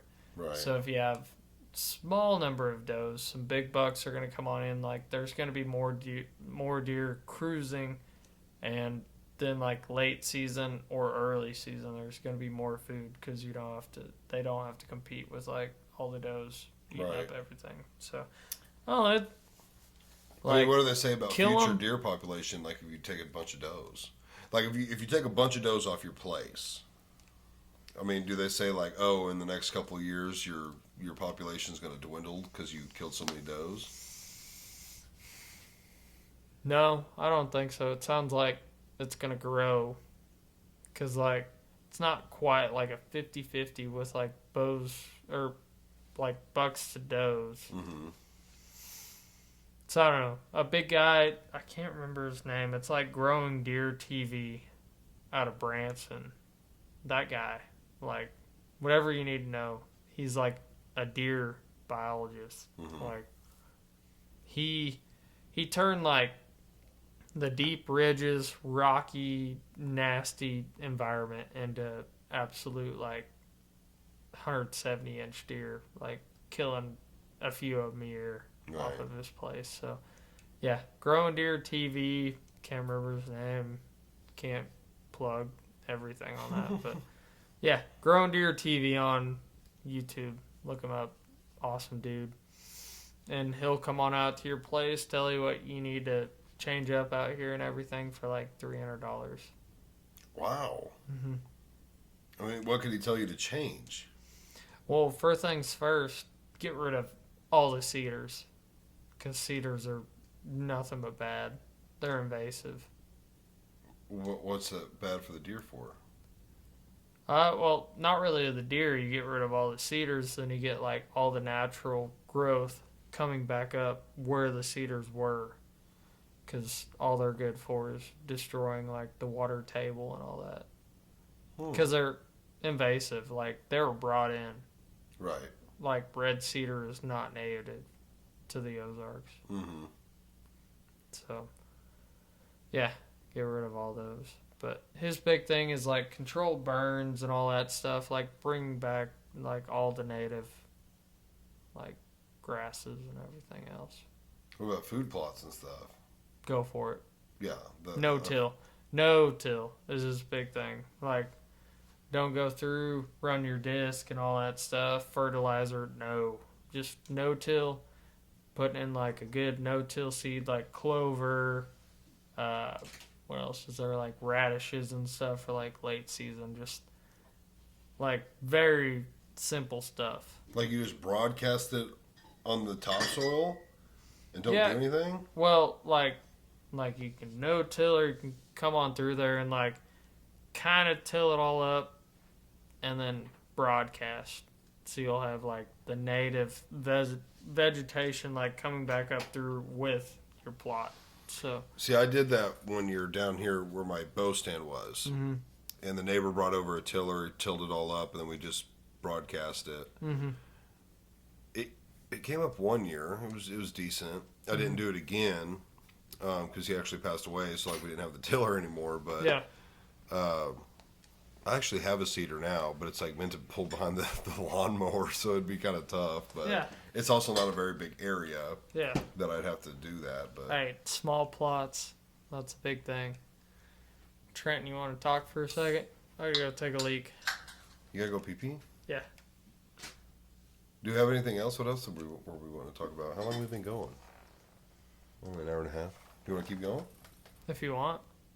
You cool? Keep Trenton going? Trenton can talk. I'm fine. Okay, hey, I'm Trenton. just the honest. Come on in here. Like, you don't Come on have to here, put on the headset, talk about your big buck Yeah, 2 let's hear years about your ago. buck. Like, his deer's bigger than this one. Not as wide, but it definitely probably scores higher. Definitely not bigger than that. But More points. Not according to Ross. no, Ross is a liar. Ross is a liar. It's a big buck. Come sit down, Trenton. That is not correct. Come sit down. All right. Sit down over here. Where? Well, I mean, you obviously don't have to say exactly where, but was it around here? Oh yeah, for sure. Like at your place? Oh yeah. Oh yeah, okay. Oh yeah. It was. Oh. It was the whole like Probably- eighth of a mile away. It was probably 4 years ago.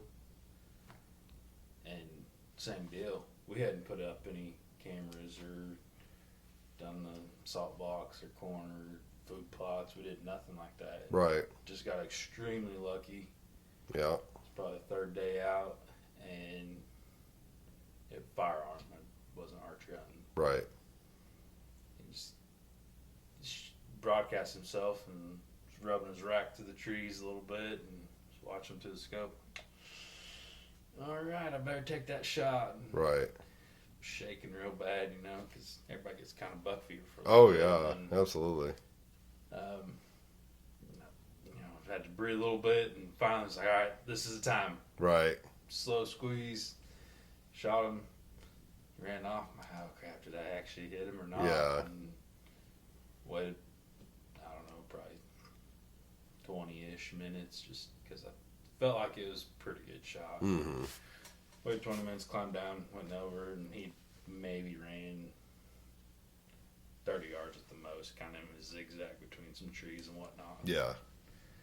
He's laying there, so, you know, kind of between my wife and I, we're always wanting to put on the wall and text her and said, I think I got one that'll do. And right. like, send me a picture of it. And so I sent it on and said, that'll work. Yeah. So, is it in the house? it's in the house, oh yeah. I don't know. I guess I You can't surely envision. seen I'm it. sure I have. I just can't envision it. Yeah. In the living room? Yeah. Yeah. Right there on the south wall. Yeah. I recall seeing one now. I can't remember what it looked like, but yeah. Ross is crazy because it ain't quite like his. His is bigger. It's wider and. Well, was yours taller? I don't think so. It has more points, What was yours? doesn't it? This is 8. Yeah, I got a 10, 10. but it's comparable, but not any bigger. Comparable though. Was it just in the timber behind the house? We were on a creek. So, Okay. Yeah. The one just down from the. Yeah. Oh yeah. Yeah. Is that your Come parents back in. down there? Is that all theirs? Yeah. Up to the creek? Mm. Who's on the south side of the creek? Oh, okay. So that is Like in between the creek and the train tracks. part of it is Jason Chapman that leases. So not in between the. Between the creek and the tracks is probably still your parents. On the west side it is, but not on the east side. Oh, okay. There's like a 10 or 15 acre tract that's over there on the east side that I'm not sure who that is. if you know that White House, like really nice White House up on top of the hill, straight south of here, on the west side of the tracks, like southwest side of At the the tracks. curve? Yeah, on the curve. Yeah. So Jason Chapman, he leases like all that land, Mm-hmm. and it kind of made me mad. Like the guy has been kind of nice. Like I mean, What's he do with it? so Jason, he runs cattle out there. Okay. So I asked him straight up, me and Alex had moments because we were chasing some turkeys down there in the bottom, and we heard a lot of gobbles over on the other side. So I was like, hey, Jason, he runs cattle on over there. It was there was a older lady that lived there that passed away. So the land went on over to her son. Is that who it is? And brother and sister, but Brother and sister. somehow Yeah. like that. So Jason still gets to run cattle out there with leasing it and all that stuff. Weird deal how he is in on all that. So I hit him up and I'm like, hey, there's a lot of gobbles coming from on over there. Me and Alex, we were wondering if we could go ahead and pursue him across the creek there. And he said, oh yeah, no big deal. Going over, go kill him. But he's like, well, we already got a guy hunting the place. Which, I don't have a problem with the guy. He's been awesome to me. But he's like the main dude for like KOAM outdoors. He said, oh, there's no turkeys on over there. Like, we don't have too many turkeys. So it rubbed me a little wrong. So Well, he was allowed to tell you no, yeah, even though Jason told you Yes. could. Yeah. How is that possible? Jason, because he already had permission to hunt on over there. so he gets say over you, even though the owner said okay? Yeah, Is that how that works, or is it just a courtesy thing? I'm guessing courtesy. So I like the guy. I'm not saying anything wrong against him. I get it. Southwest Missouri, our turkey population is down. So why don't they just not do a season for But- a year? Alex and I, we saw the roosted birds. I don't Finished. think it's But- hurting. I don't think the population's hurting enough to not to go ahead and save the season. Like, but what if you just did that for a year? Just no turkey for 1 year. Wouldn't it just rebound? Yeah, if they shut down turkey season for 2 years, I think our season will be back and go ahead and increase like fur bearer prices. Our turkey population would climb again. Fur bearers aren't worth anything right now, and I think more people should start trapping and shooting coyotes, bobcats, raccoons, possums, armadillos. Then armadillos. This was the worst year of armadillos I think we've had since, like, I've been alive. Like, armadillos were horrible, but it, like... And that somehow affects turkey? Yes. Yeah. Why? Any ground nesting bird, like, you cannot... You can't put all of your faith... You can't gamble on a ground nesting bird. Turkey, quail, pheasant, like, literally, their eggs are out there in the open. They're going to be eaten. Like, anything that can fit an egg in their mouth. Like, I love turkey hunting, but at the same time, I hate turkeys because turkeys are as big of a predator as, like, a raccoon to quail because they eat a lot of their quail eggs. Because it's big enough that they can fit them in their mouth and eat them. Right. So if the turkey population goes up, then the quail population can go down. Kind of. It's one of them tough things. Quail, this whole time, I was listening to a podcast on it the other day. So quail, we always thought it was predators and, like, clearing fence rows. That's not quite all, like, the issue. So you can have, like, your good old fence rows, like, right up the road here, what your father-in-law did, clearing the fence row. Like, no, none of that. So leave, like, out of my place, if you come on out to our place, like, we leave all our fence rows, like, still all there. Like, pretty nasty. We get a lot of cows out and all that stuff because you got hedge and everything else, like the cherry trees growing on through there, the plum trees. Kind of messing up all the wire.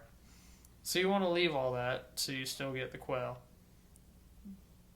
But the big thing with, like, quail, it's actually like a worm getting into them and all that stuff, or like a parasite that's killing them right now. So these guys out of Texas, they decide to take it on themselves, like scientists from Texas that are also farmers, which actually it's now like a legal thing where you can put out feeders for the quail with, like, a dewormer pretty much to try to keep them all around. So that's like a big thing that I'm going to hopefully try to push around here. Because like turkeys for tomorrow, NWTF, like National Wild Turkey Federation, like, they're thriving here. But I think it's going to take like Quails Unlimited or like Quails for Tomorrow or something like that. Try to get something going for, like, the upland birds to try to get more farmers on board about as far as doing that kind of feeding. Yep. Would you still say to take away a season for a year? Yeah, for sure. Or like, 2? Like 1 or 2. Like, I'd be alright with that. Like, I'd put down turkey hunting for, like, another year. That I got way off subject with, like, all that. But with, like, turkey, I think, like, safely we could do away with, like, the spring season for, like, a year or 2 and, like, try to bring up the price on, like, fur bearers and all that stuff and be like, hey, if you guys want your season back, if you guys are private landowners, show us that you can kill 10, like, predators a year, and then we'll bring back the season for everyone. Because I don't know what Missouri Conservation's doing right now. Like, I mean, it was fun for me this year, but I don't think it's the right step for turkey population, because it used to be like all the years since I was a kid, like you could only hunt the morning, like up till noon, and then your day's over for turkey season. This year they did all day, like just like deer hunting, half hour before sunrise, half hour after sunrise, and like there wasn't that many turkeys killed, but like in our area we have a lot of turkeys, thankfully. But you go everywhere else and turkeys are not there. Why do you think our area? Just by chance? River bottom. Yeah, like literally just, I don't know. There's still guys around us that love killing predators just for fun. Because luckily we have like that population of guys that still run dogs. So like they run coon dogs and all that stuff just for fun. There's no money in it. Right. But you ever seen them run dogs on coyotes? Yeah. Bro, it is wild. The guy that I went bow hunting with, he got into that for a little bit. I think it's cool and like completely okay with it. Yeah. I am surprised some like animal rights activist type person hasn't stepped forward. Because I watched how these guys did it, and they brought guns with them, but they didn't use them. It was they let the dogs do everything. I'm going to be really, really honest. Out at our place, we run dogs and thermals. Right. Like, we're trying to truly, like, you can't eliminate the coyote population. Right, you still but we're trying to put a dent in it. Because the thing with coyotes, like, the only reason, I don't know if you guys know this, but the only reason why they call out at night, like howl and stuff, is it's built into them. Like, they don't mean to do that. They're going to howl out. And it's all the different howls that they hear back. It's in their mind. Like, they're counting them all out. And that's, like, they're what would it be, gestation period? For, like... Potentially. Yeah. So, it's how many pups they're going to have on their next litter goes off of, like, the house. Because if they don't hear a whole lot back, they're going to have more pups. And, like, it's just one of those things. You cannot kill out coyotes. Like, it's a problem that's always going to be there, and it's never going to go away. Trent, I don't know about you, but they are thick out here. Do you hear them every night? Every night. Bro, it is wild. Groups. It's terrible. Yeah. When they start getting it, I mean, like, this wall has 2x6 outer walls. So I got R19 instead of R13 insulation. You do. So, like, more spray sound. foam? No, I didn't do spray foam. Yeah. No. But, like, still, thicker wall, more insulation, like, a little more soundproof. Bro, when they start going, it doesn't matter. Yeah. They flat fucking get it. Like, there's a lot of them. It's wild. We've taken, in this past year, I think only, like, 3. But...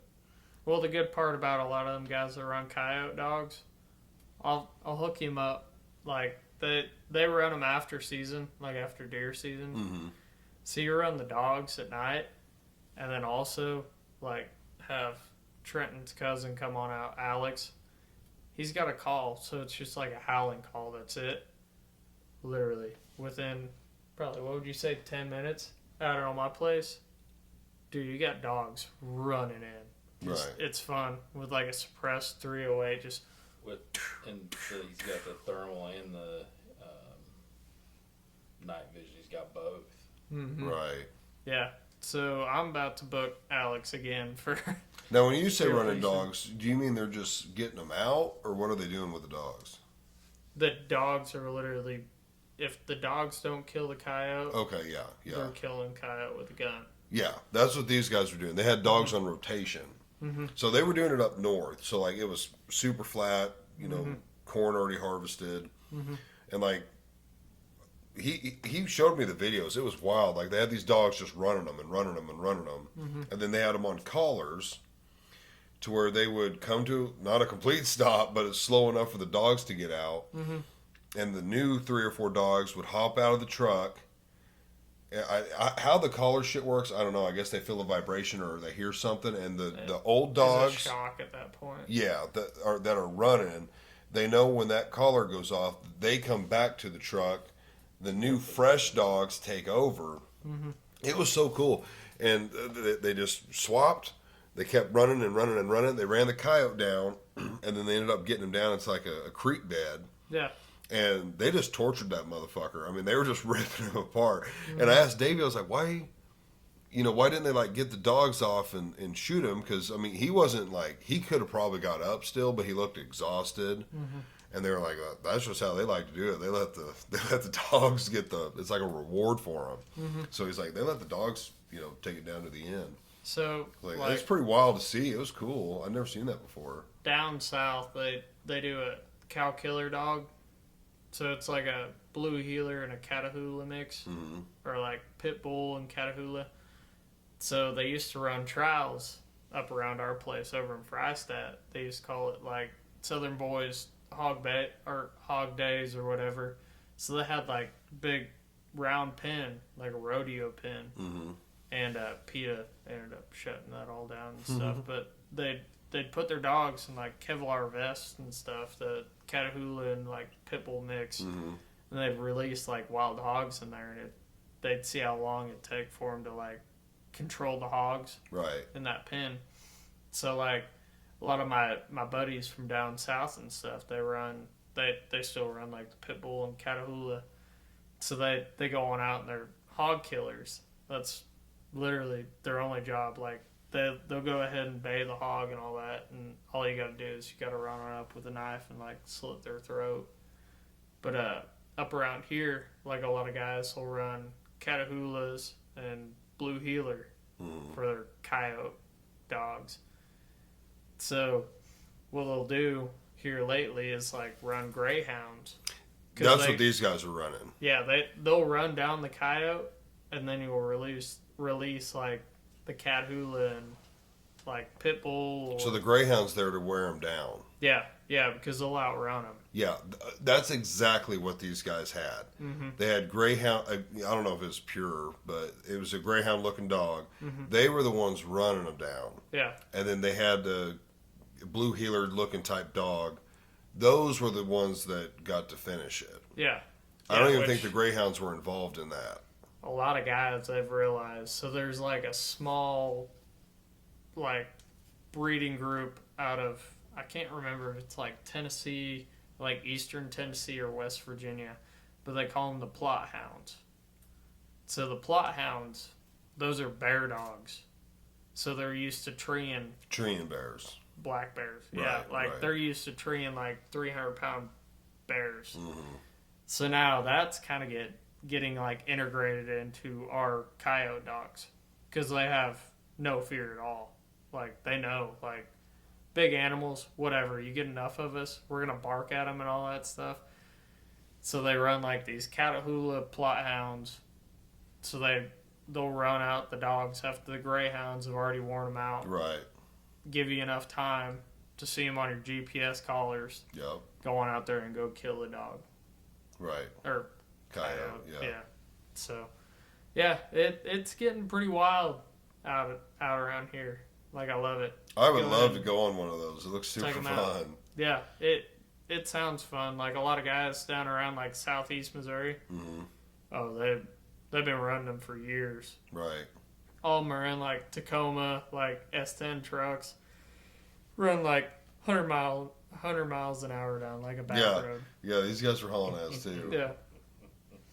These whoever he was hunting with, it looked like. Well, I imagine that's probably a pretty costly hunting thing to do, because you got to have half dozen dogs and the collars and mm-hmm. They were in like a fucking nice ass Dodge Dually, and they had everything. Well, that's like kind of what me and like his cousin were doing down around like the Ozarks, like where mm-hmm. I was bear hunting at and stuff. We're down in them ridges, and he hits that call just like boo, boo, boo, boo, and you hear him like the whole like ridges light up, just like let's go. So he's got like one of them death grip like bog tripods. So he's got his 308, like, it's an AR platform. So he's got it all, like, clamped in. So he just, like, throws it over his shoulder. We hop in, like, my Razor. We're running, like, 40 miles an hour down through the ridges, just, like, shooting at him, so like, what's the call? The call's getting the hogs up? No, coyotes. It's getting coyotes up, okay. Mm-hmm. What's the call? It's like an injured rabbit type call? No. It's literally like a mating call, just them howling. Oh, okay. Yeah, it's. Are they more responsive to that? Yeah, Trenton, he started out at my house. Like, he sets that thing off, and it's an eerie sound. It's just like, boo. Yeah. Boo, boo, boo. Yeah. And literally, you hear them from all around you. Boo, boo. Start calling back. And yeah, like it gets loud. It's like that out here. Yeah. It's insane. Like, they run the timber around this house like crazy. Like, you hit that call, they come running on in, not even knowing what's going on. And just with that, like, suppressed, like, his cousin has a suppressed 308. So, like, all that suppressed is with, like, supersonic sound or supersonic round like that is, like, you don't hear it going off, but it still breaks the sound barrier. Right. So you still hear the crack. So you can stand, like, right behind it, no big deal. You'll still hear the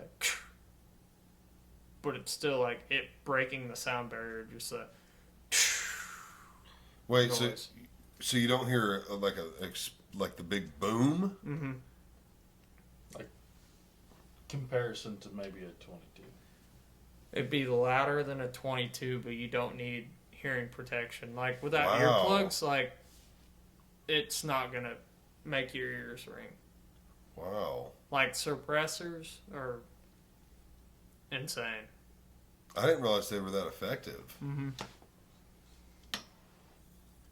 But Like, with it breaking the sound barrier, it's still the crack. Like, no matter what. Like, so you can shoot, like, a 22, like a 223, like a 17 HMR with a suppressor on there. You're just going to hear that's it. But then you get up into, like, the higher loads, right. like 30-06, 270, like 308, 300 Win Mag, 270, anything like that. They're still going to be breaking that sound barrier. So that's your crack. Right. But still, you can shoot that gun, like, literally have it up against your cheek. Shoot that gun. A 308. Yeah, like 308. No kick. It takes the kick away? A little bit. It helps with the kick because Yeah. it's kind of like a muzzle brake. Right. But, like, behind it, it's still going to be, like, loud. Right. But that's just because it's breaking the sound barrier. But it's no, like, you're not going to have that ring of your ears or anything. So just them subsonic loads, you're still going to hear it. What is the silencer doing exactly? I don't know the science behind it. Gosh, what are they doing? Is it like letting the sound reverberate so much through there that by the time it leaves, it's like it's lost its... Maybe. I mean, I really don't know. I'm not going to say anything. I mean, you got your laptop open. Like, this is so true. I don't want to say anything wrong. Don't you have to, like, apply to get them and shit? Like, you can't just go somewhere and buy them. Yeah, you can go anywhere and buy them. If you're gonna but you have to do... Though, what's that? if you're going to order one, you have to go through, like... Yeah, like... background check. Yeah. You have to do a background check through all of them. And the big thing is like... Have a reason for them. Like, if you want your gun to go to... If you want that silencer with your gun to go to... Like, if I died tomorrow and I wanted Danielle to have it, that'll take a little bit longer than just what I do now. So I'll pay, like... I think it's like the $100 or whatever, where it's set up just for me. But then later on, I'll have to pay that again to have Danielle get it whenever I die. So, I don't know. What I've heard is, like, if you don't have a very common name, like my Ross Thompson isn't very common. Isn't Thompson pretty common? Thompson is common, yeah. but not Ross Thompson. So I can, like, the big thing was, like, in 2020, whenever we had the ammo shortage and all that stuff. Yeah. A lot of people, they were buying them. I remember that. So you had to wait like a year to get them. But now you could get a suppressor in literally like tomorrow.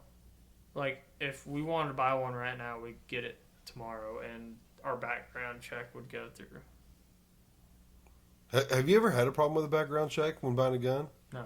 Me either. Because I've heard we of don't people have very common names. Well, I've heard of people who were like, yeah, I went to academy or wherever, and they're like, yeah, I had to come back like days later. Are they before Marines? It went through. No. SEALs? Anything? No military, normal people. Because I've always heard... might have gone through in less than 5 minutes every time. Yeah. What my gun guy, he told me is like the only time they get a red flag is if guys are in the military and they actually have like... what would be the term for that?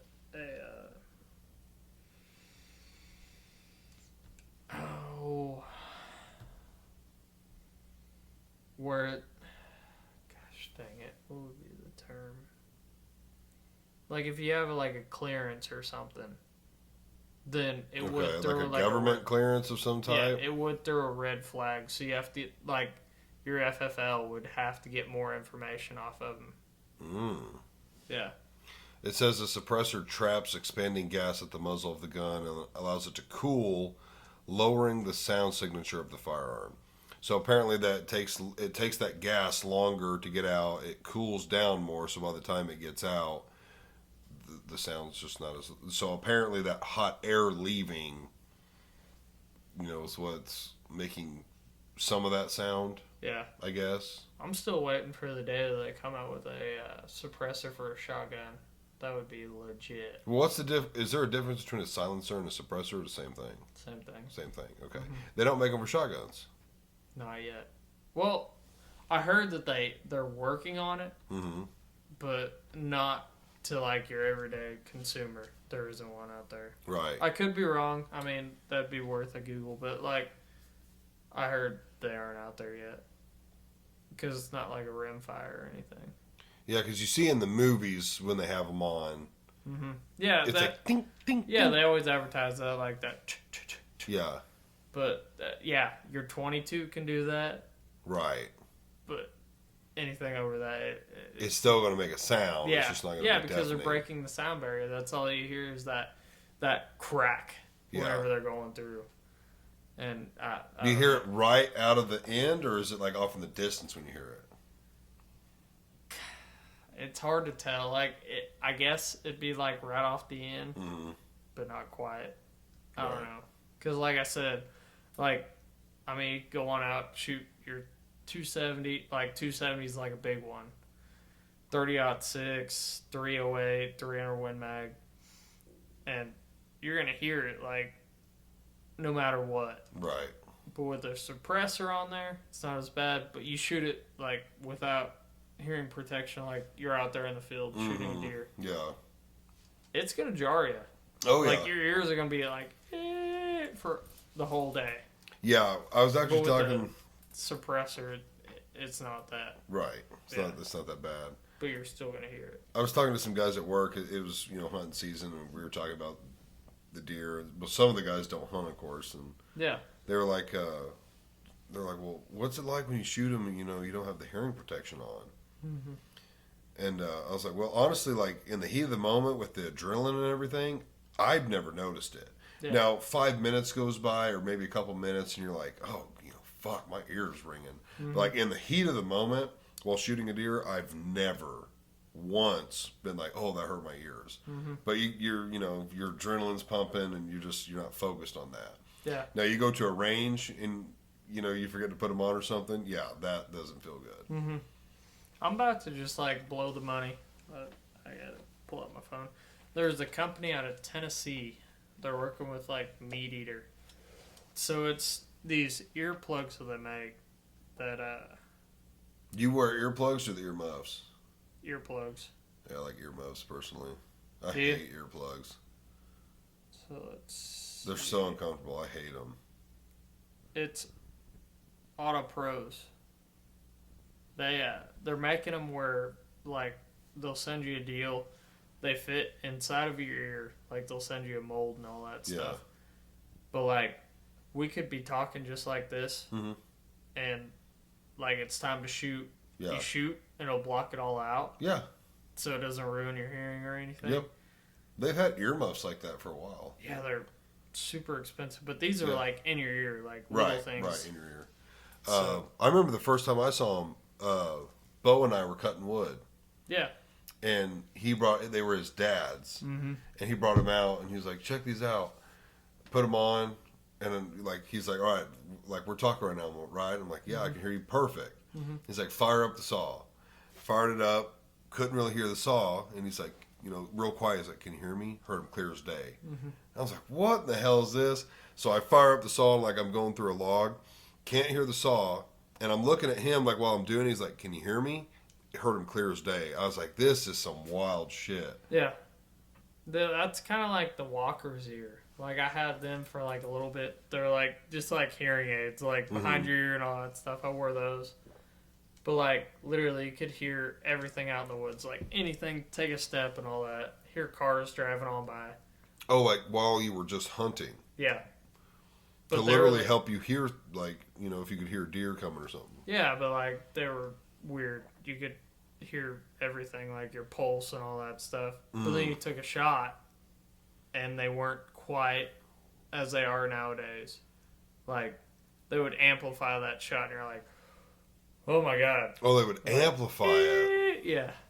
Because it doesn't work like that. It's only making it more. But nowadays, I guess they cancel out the shot. But I don't know. I still have a hard time because that shot happened so fast that it's hard to cancel all that out. Yeah. You still get buck fever? Like when that sucker walked out? No, it was like, I hate to say it about that deer. It's been fun to chase him, but I think he was too personal at that time. I'm glad he's dead. I'm glad I killed him. I hate it that he's dead because I killed him. Like, I wish he would have lived, but I'm happy that I got him. So I don't know. It's a weird thing. Like, he was out there doing his thing. Like, right. And just some dumbass redneck from Southwest Missouri got him. And it's like, I had too much history with that deer. Like, but in the long run, they get old and diseasey, or tore up by coyotes, or here in the near future, bear. Yeah, like it's not a bad way to go out. He was the least like buck fever I think I've ever had. Really? It's like that's him. He's old enough. It's time to go. You're just like super clear and calm. Whenever he stood up, I was like, oh, that's him. That's him. Like, I'm like, Ross, he's been on this property for way too long. Let's get it done. And I got very steady. Still from the shot, it was not a good shot. Hit a branch. Because, like I said, I always play the wind. I did not play that wind that day. Like, old meteorologist, what's Color 10's meteorologist? Bro, I don't know. I was getting Texas news, now I get Chicago news, thanks to Starlink. Well, yeah. It can't pinpoint where you live yet. I'm old school. I still watch the local news. Yeah, I got my antenna up on the house. They just don't know where I'm at. So Color 10, they're like, oh yeah, it's going to be a north wind all weekend. Well, that wind changed quick. So, like, Friday it was a north wind. Saturday morning I got on out there and I'm like, that ain't no north wind at all. Still got on over there into the blind. And yeah, he got up out of his bed and instantly he's like, I'm like, oh, he's on me. Yeah, this ain't good. So, not the best shot.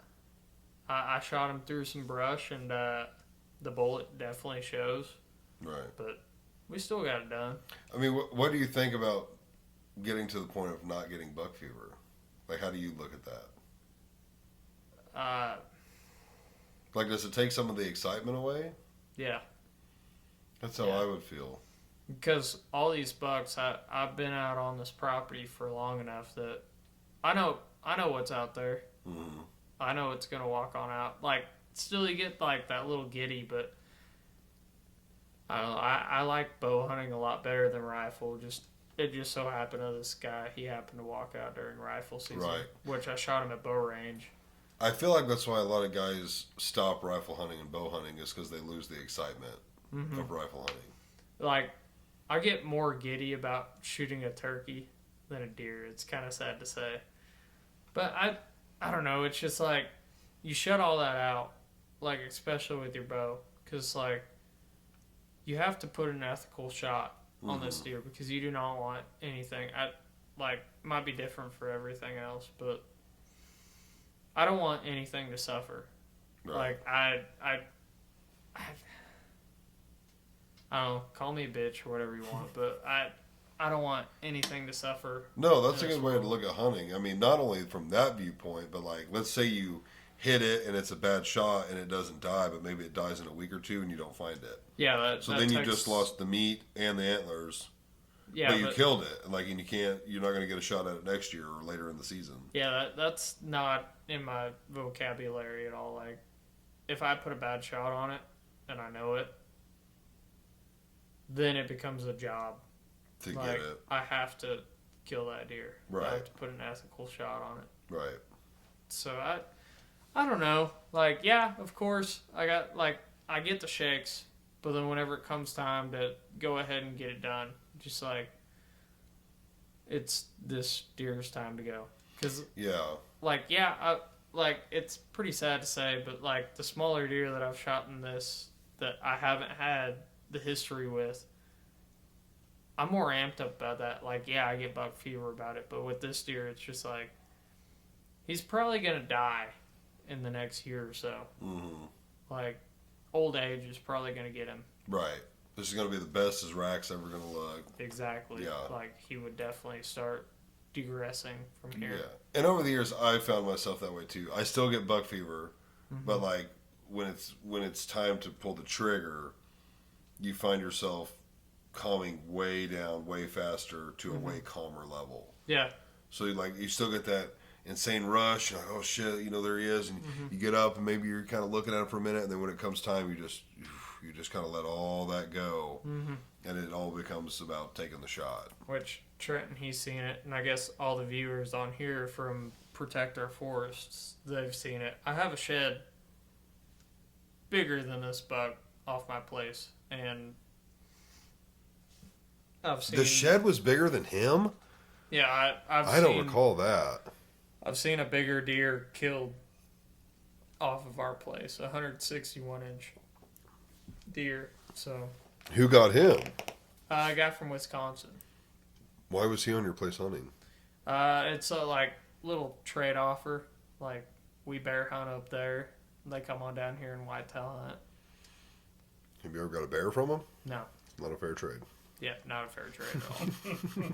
Yeah, they get trophy whitetails. We get nothing. So, they probably don't have bear. They're like, these fucking idiots. Yeah, there's no bear up here. That's why they do not hunt out on our place anymore. So, yeah, which it's kind of cool. All the other guys that hunt out on our place, they're all strictly doe management.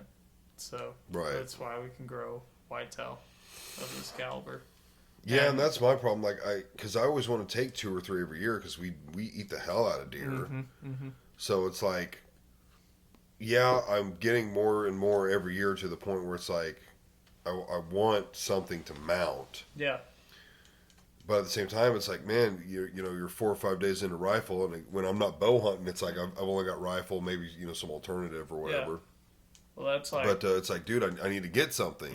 Like, I don't want to leave empty-handed because we're gonna eat this. Yeah, that's like Danielle. I shot this one. Like, we have nothing but European mounts in our house. Like, this deer has beat all my other deer and Danielle's deer by like 20 inches. Right.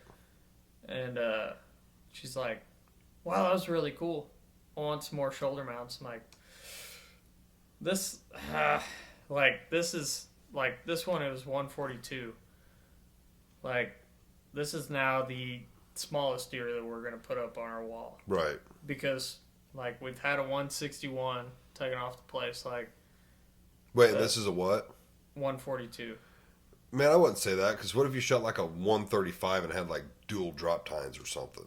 Yeah, of course. Yeah, because technically we are still part of the Ozarks, so a 120-inch deer is a trophy whitetail. Like this one, for an 8-point, like 140-inch 8-point, like mainframe 8-point, like that. Like that is truly one of the cleanest 8-points. It's a very clean 8-point that you're gonna get around here for a 140-inch 8-point. It is. So, yeah, I like if anything had a drop time, it's like. So I'm very lucky. Like my father-in-law, he owns a lot of land. So he has some out in his place.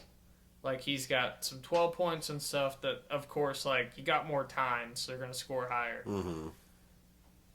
But he has some drop time, like gnarly bucks mounted in his place that literally are probably like 120-inch deer. They right, but when they're that cool looking, yeah, drop times. Yeah, you get the non-typical bucks, so they're awesome. So if I was ever to kill like a drop tine deer, it'd be up on my wall. But that, like for a clean mainframe deer, that is the deer to beat.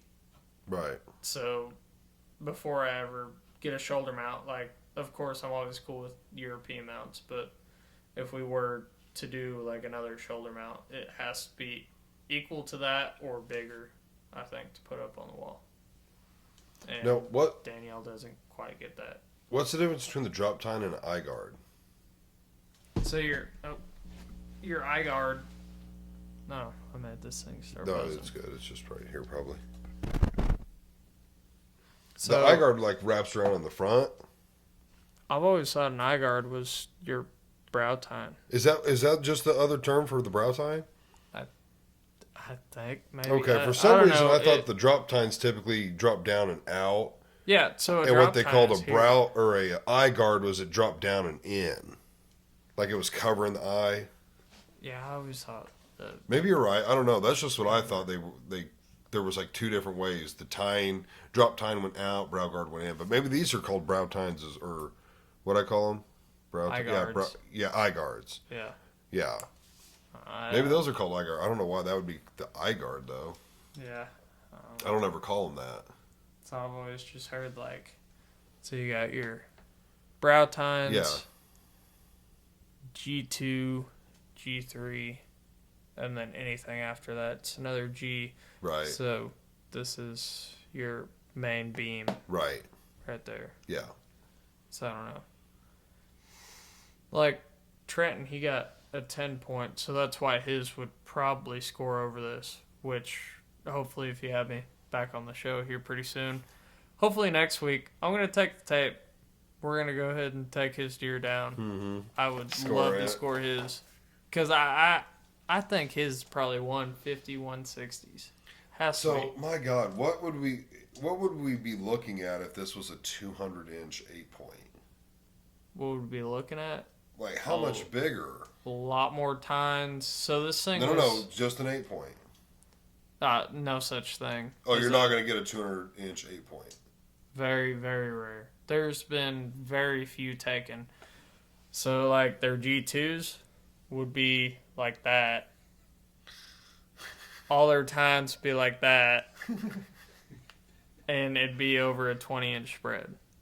Like, really the big thing is their tines, like, right here. Yeah. They would be as tall as everything else. Oh, that'd look weird. Because there was actually a guy out of, it was either northern Missouri or Iowa, that got a 191 or something like that, mainframe 8 this year. And that deer, like, it destroys this thing. Like, I mean, I thought I had a pretty good buck until I took this thing to the taxidermist up in, like, the north side of Lamar. And, like, this thing's still, like, top 3 of what he's mounting there. But he had a 191. No, what was it, 173? That was, like, a mainframe 10 with like a couple kickers coming off from this year out at Shawnee Trail. So like Brian Haddock, have you been in their house yet? Brian and Jenny's? It's been a while. Every deer that he has mounted in there, except for like his farm raised deer that died, they're all from up around there. Like, for some odd reason, that place produces some of the biggest whitetails around Missouri. And yeah, just like their mass, they carry like 6-inch mass, like all the way through. That's another thing. Like, if he would have carried his mass from like down here all the way through, he would have been a higher score. But just North American Whitetails, they did a deal the other day, and they say like 140-inch, like 8 points are like true trophies, but anything over that's like Boone and Crockett, like legit deer. Right. So I'm like, yeah, I got a 140. Got whatever. a new one. Yeah. Did you see the one Brian shot this year? The Super Spike? Oh, yeah. I didn't see a picture of it. Yeah, he got the Spikezilla for sure. I didn't see a picture of it. Yeah, he got a stud. I heard about it. Oh, he called me bragging. He's like, what are you doing? I'm like, just cleaning up my buck. He's like, oh, you got a deer? I'm like, yeah, I got like 140. He's like, what? Well, I was just up hanging out in my stand, drinking some beer with the heater rolling, taking a nap, and Spikezilla decided to walk on out. I'm like, you got him? And he's like, yeah, I got him. Yeah, so he was just bragging. But Jenny shot that 6-point. What was it? 103 or 112-inch 6-point. I think I saw a picture of it. Freaking stud. She wanted that thing bad. It had been a couple of years they'd been watching it out there. And, just happened to work out early bow season. She shot that thing in like, I want to say it was like September 20th or something like that. Like early bow season. Crossbow, right? Yeah. He got her a Raven, and yeah, she got it done at like 70 yards or whatever. 70 yards. What a stud of a deer. Like, what this guy has, like down here, is like, I think 4.5 inches or whatever. That deer had it like all the way through, all the way into all 3 tines. Like, it was absolute giant. Yeah, Jenny killed a hell of a deer this year. I had one like that last year, just as wide as this one, but it was a 6-point. But then this year it grew another tine. Hopefully still alive, but he was a 7-point, and I feel like he'd be a stud of like a 6-point, but no. Did you see Ian's? 7-point. Yeah, gosh, Ian shot a dandy. His is just like this, but he's got extra tines right there. He was a 10-point. Yeah. It's like, man. I didn't get to see it in person, but I saw some pictures of it. I don't know what it scored, but it was a dandy. Yeah, I want to see that deer bad. Like, literally, I want to put our skull caps together because they could easily be brothers. Yeah. Very similar. Very, very. Like, that was a stud of a buck that he shot. So did he get it out around here, or was it? Let's see. What is that little? I want to say it's up around. What's Route 66 normally called? Hell, I used to travel it all the time, and I forgot. Well, I live right on 96. Yeah, 96. What's that little town out there? Hopefully not a villa. No, it's not a villa. It's not a villa. It might be just a little south of 96. Shit, I can't think of it. So a Hall Town, Nope. Stott City, Nope. Reeds. Nope. I think more west. More west. I think. I'm trying to recall. Bodark. Nope. Dry Valley. Nope. I know when somebody said it. I think that's the general area.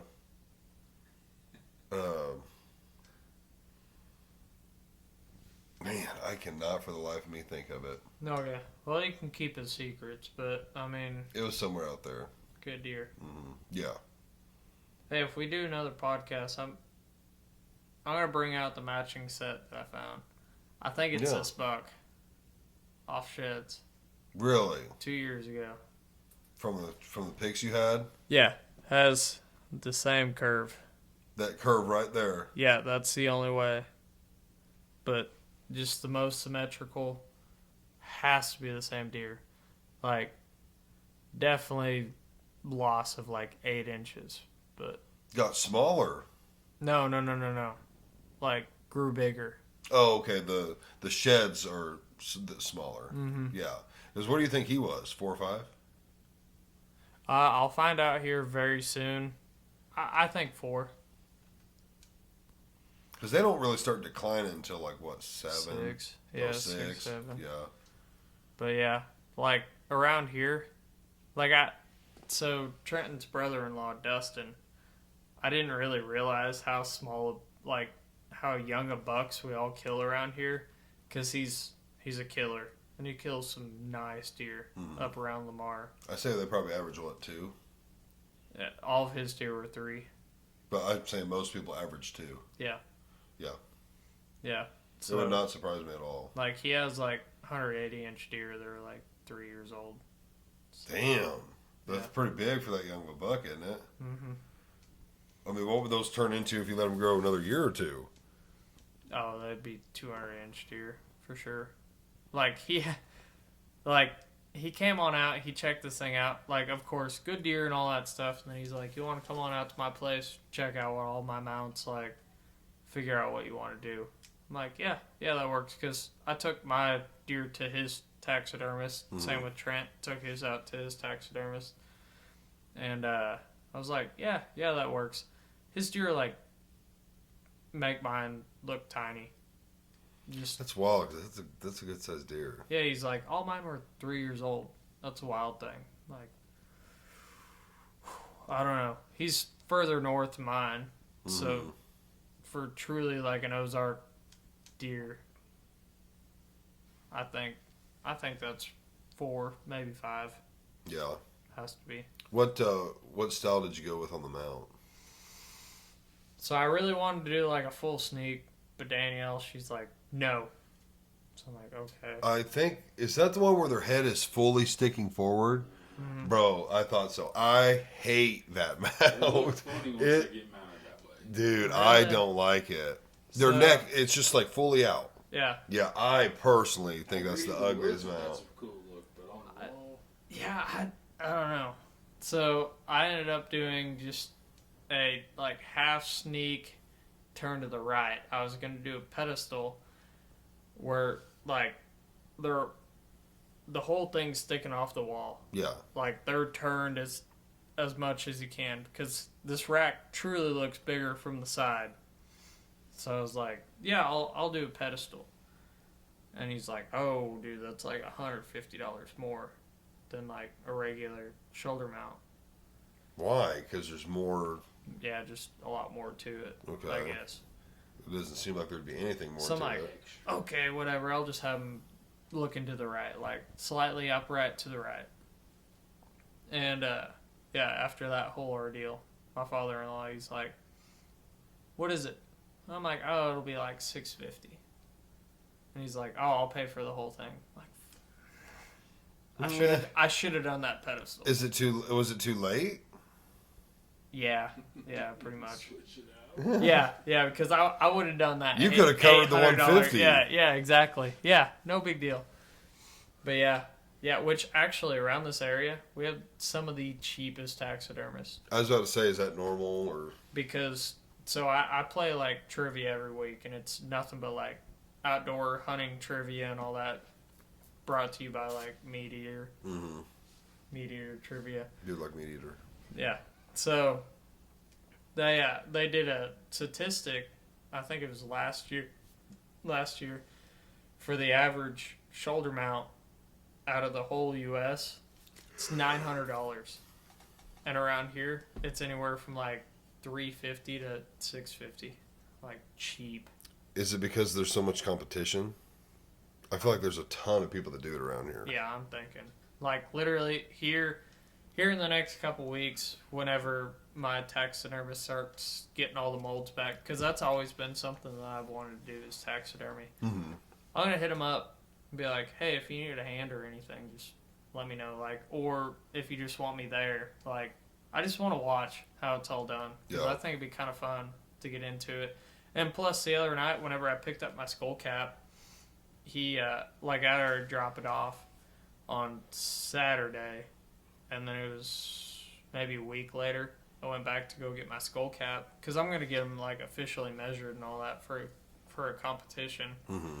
And he's like, "Oh yeah, I just wait till everyone they all turn theirs in, and I'll go ahead and order everything." But dude, that night, just there BSing with him, I was there for 3 hours, just hanging out. Mm-hmm. Like, which is kind of weird. I don't usually hang out with anyone for like 3 hours unless we're drinking beers. Dude, we were stone cold sober, just hanging out. Like, I couldn't believe it. He was just a cool guy, old conservation agent and everything else. Oh wow, it sounds like an asshole already. No. I was showing him pictures of all my deer and everything, and he's like, "Oh yeah, that's cool." I'm like, after I left, I'm like, thank God I'm legal on like everything. He could have turned me in quick. Yeah, I don't know. I feel like most of the stories you hear about conservation agents, they seem like total douchebags. Yeah. He's like, fuck Missouri conservation. I'm like, what? It's a little shocking. That's what I want to do. Like, whenever I'm older, I want to become like a conservation agent. He's like, okay, it was a good job, just like government job. Right. Too many politics and everything. Can't get anything done. Like, why do you think they don't let us bait here? Because most states allow baiting. I give it 2 more years. Like, we're one of a handful that don't. Yeah. Well, that's like, so just this year, I talked to a game warden about bear hunting. I'm like, literally, we can bait all summer until 10 days prior of the bear season. And you look at us compared to Arkansas, like on private land, they can bait the whole season. Right. They're hitting the quota in like a week. They're killing out bears. I'm like, if you really want like the numbers step on up, let us bait. And he's like, well, we're all talking. So with our bear season here, they were going to wait 5 years and they're going to reevaluate and try to change things up. So we aren't killing as many bears as we should be. So what I've heard through the game warden is next year they're going to let us bait, just like Arkansas on private land. Only on private. Yeah. So once they're doing that with bears, hopefully they'll bring it on over to the whitetail. Because, like you've seen, you can hunt with a rifle now, like almost as long as a bow. They're bringing up so many antlerless seasons. Yeah, and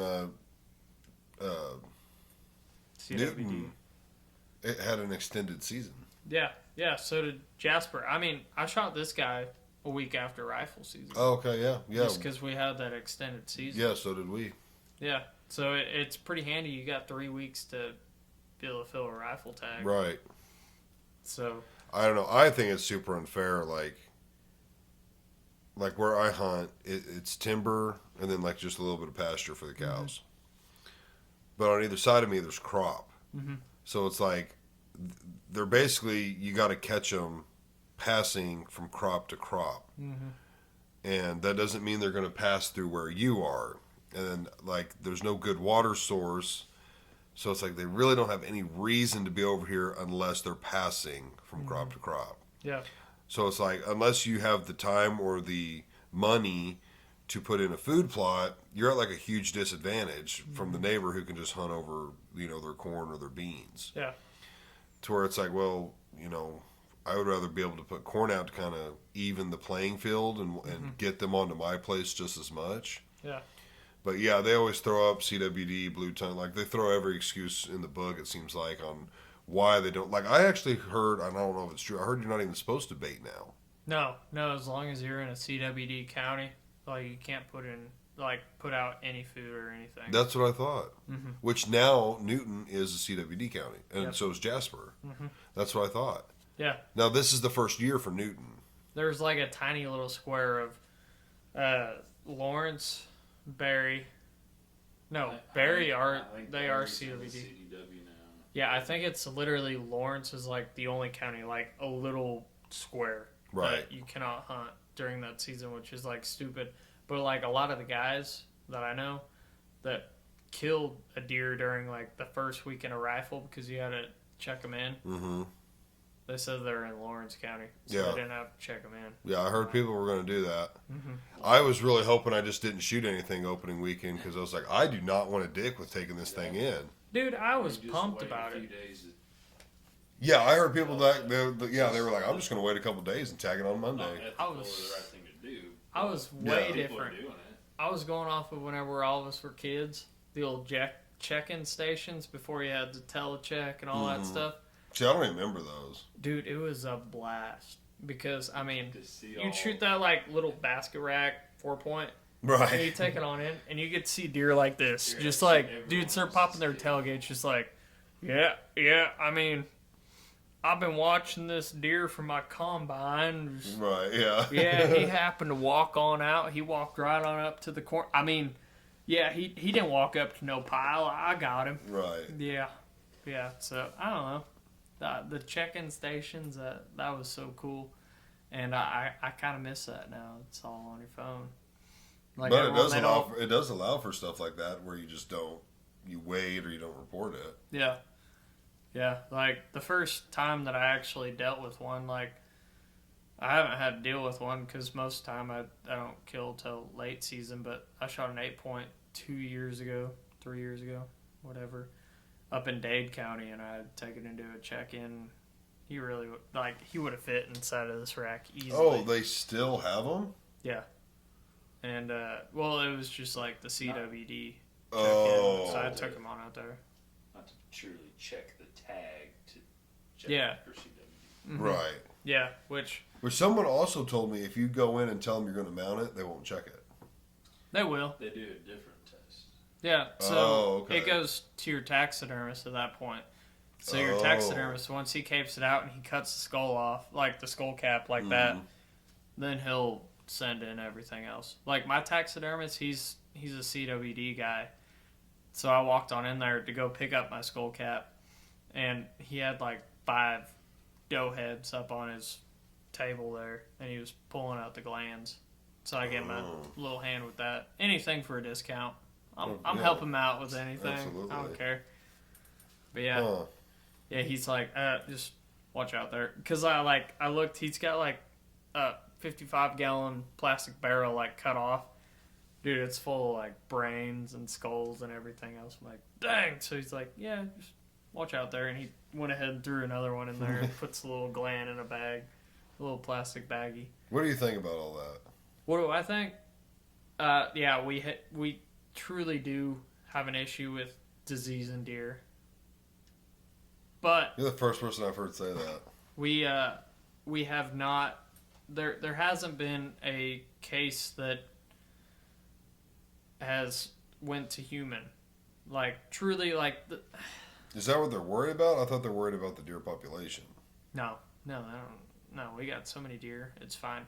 It's more or less like transferring over to people, but there hasn't been a case yet where it's transferred over to people, because you aren't eating their brain, you aren't eating any tissue off their spine or anything.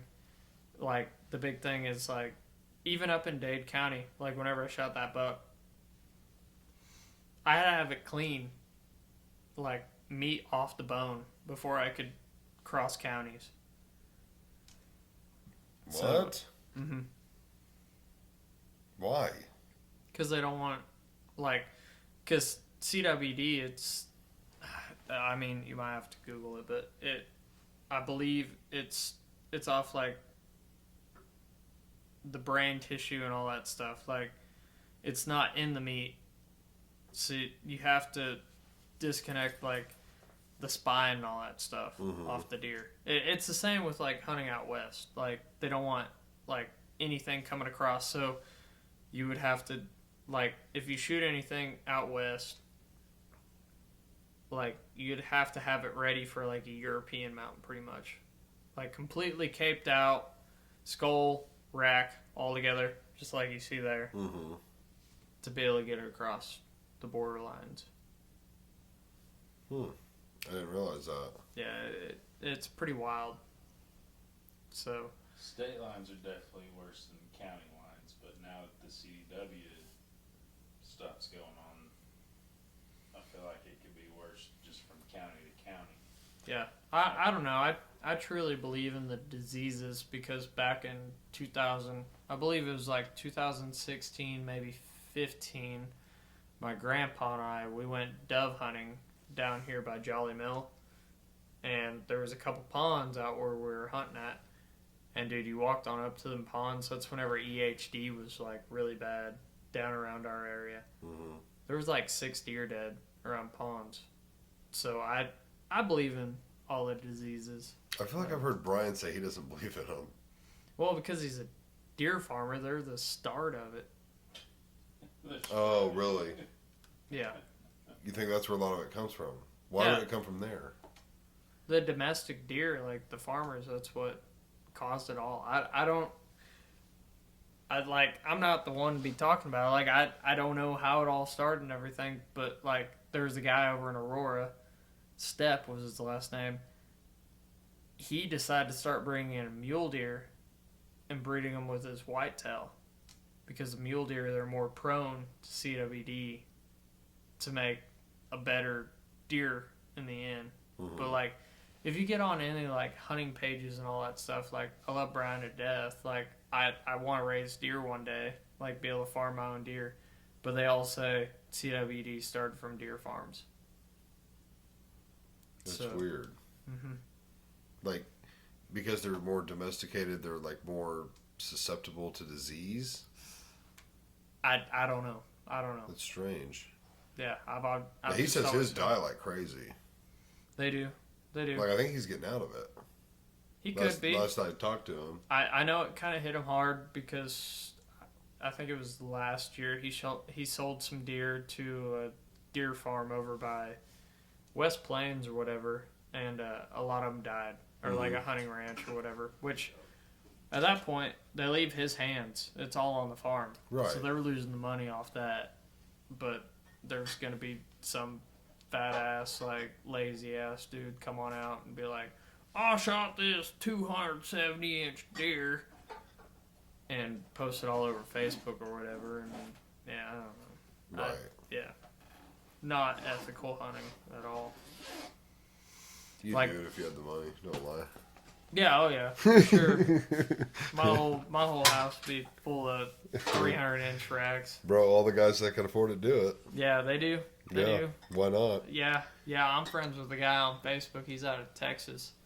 And, oh yeah. Imagine that, Texas. Yeah, he shoots 300-inch deer every year. Him and, he looks pretty brittle. Like, he's barely getting around. Right, but And, at 10, 20, 30 grand a pop, you can do it. Yeah, he's got his, like, 45-year-old fake-titty husband out, or wife out there killing massive deer also. And it's just like, okay. Remote Yeah. high fence ranches. What are you paying more for, her or the high fence deer? Right. One of the two. But yeah, and then he finally impregnated her and all that stuff, and got their fat ass kid out there. Got her killing locked down. big deer also. Now the kid's killing them. Yeah, and he gives out long old stories like, we've been out here for a week and a half and all Right. that, and it's like, man, you just shook that 50-50 mix a little too hard, and he Right. came running. No big deal. Hey, Trent, you got another beer over there? You got an opener? Ooh, you got a bottle We opener? got an opener. Do upstairs. I bet we could probably find something. Well, I got a piss too. Let's wrap this bad boy up. Gonna wrap it on up. You coming out again at some point? It'd probably be January now. Yeah, so we're gonna We need to definitely have get- to play it by ear with my work schedule and all that coming up. Yeah. Okay. Is it like certain days every week, like Monday through Wednesday one week, and then Monday through Thursday one week, or is it like rotating? It's rotating, but I'll just send you my schedule. Okay. So like sometimes you'll work weekends. Yeah. Oh yeah. Every other weekend I'll be working. So. Oh, okay. Okay. Which you always do casts on Fridays, right? Hmm. You always do podcasts on Fridays, right?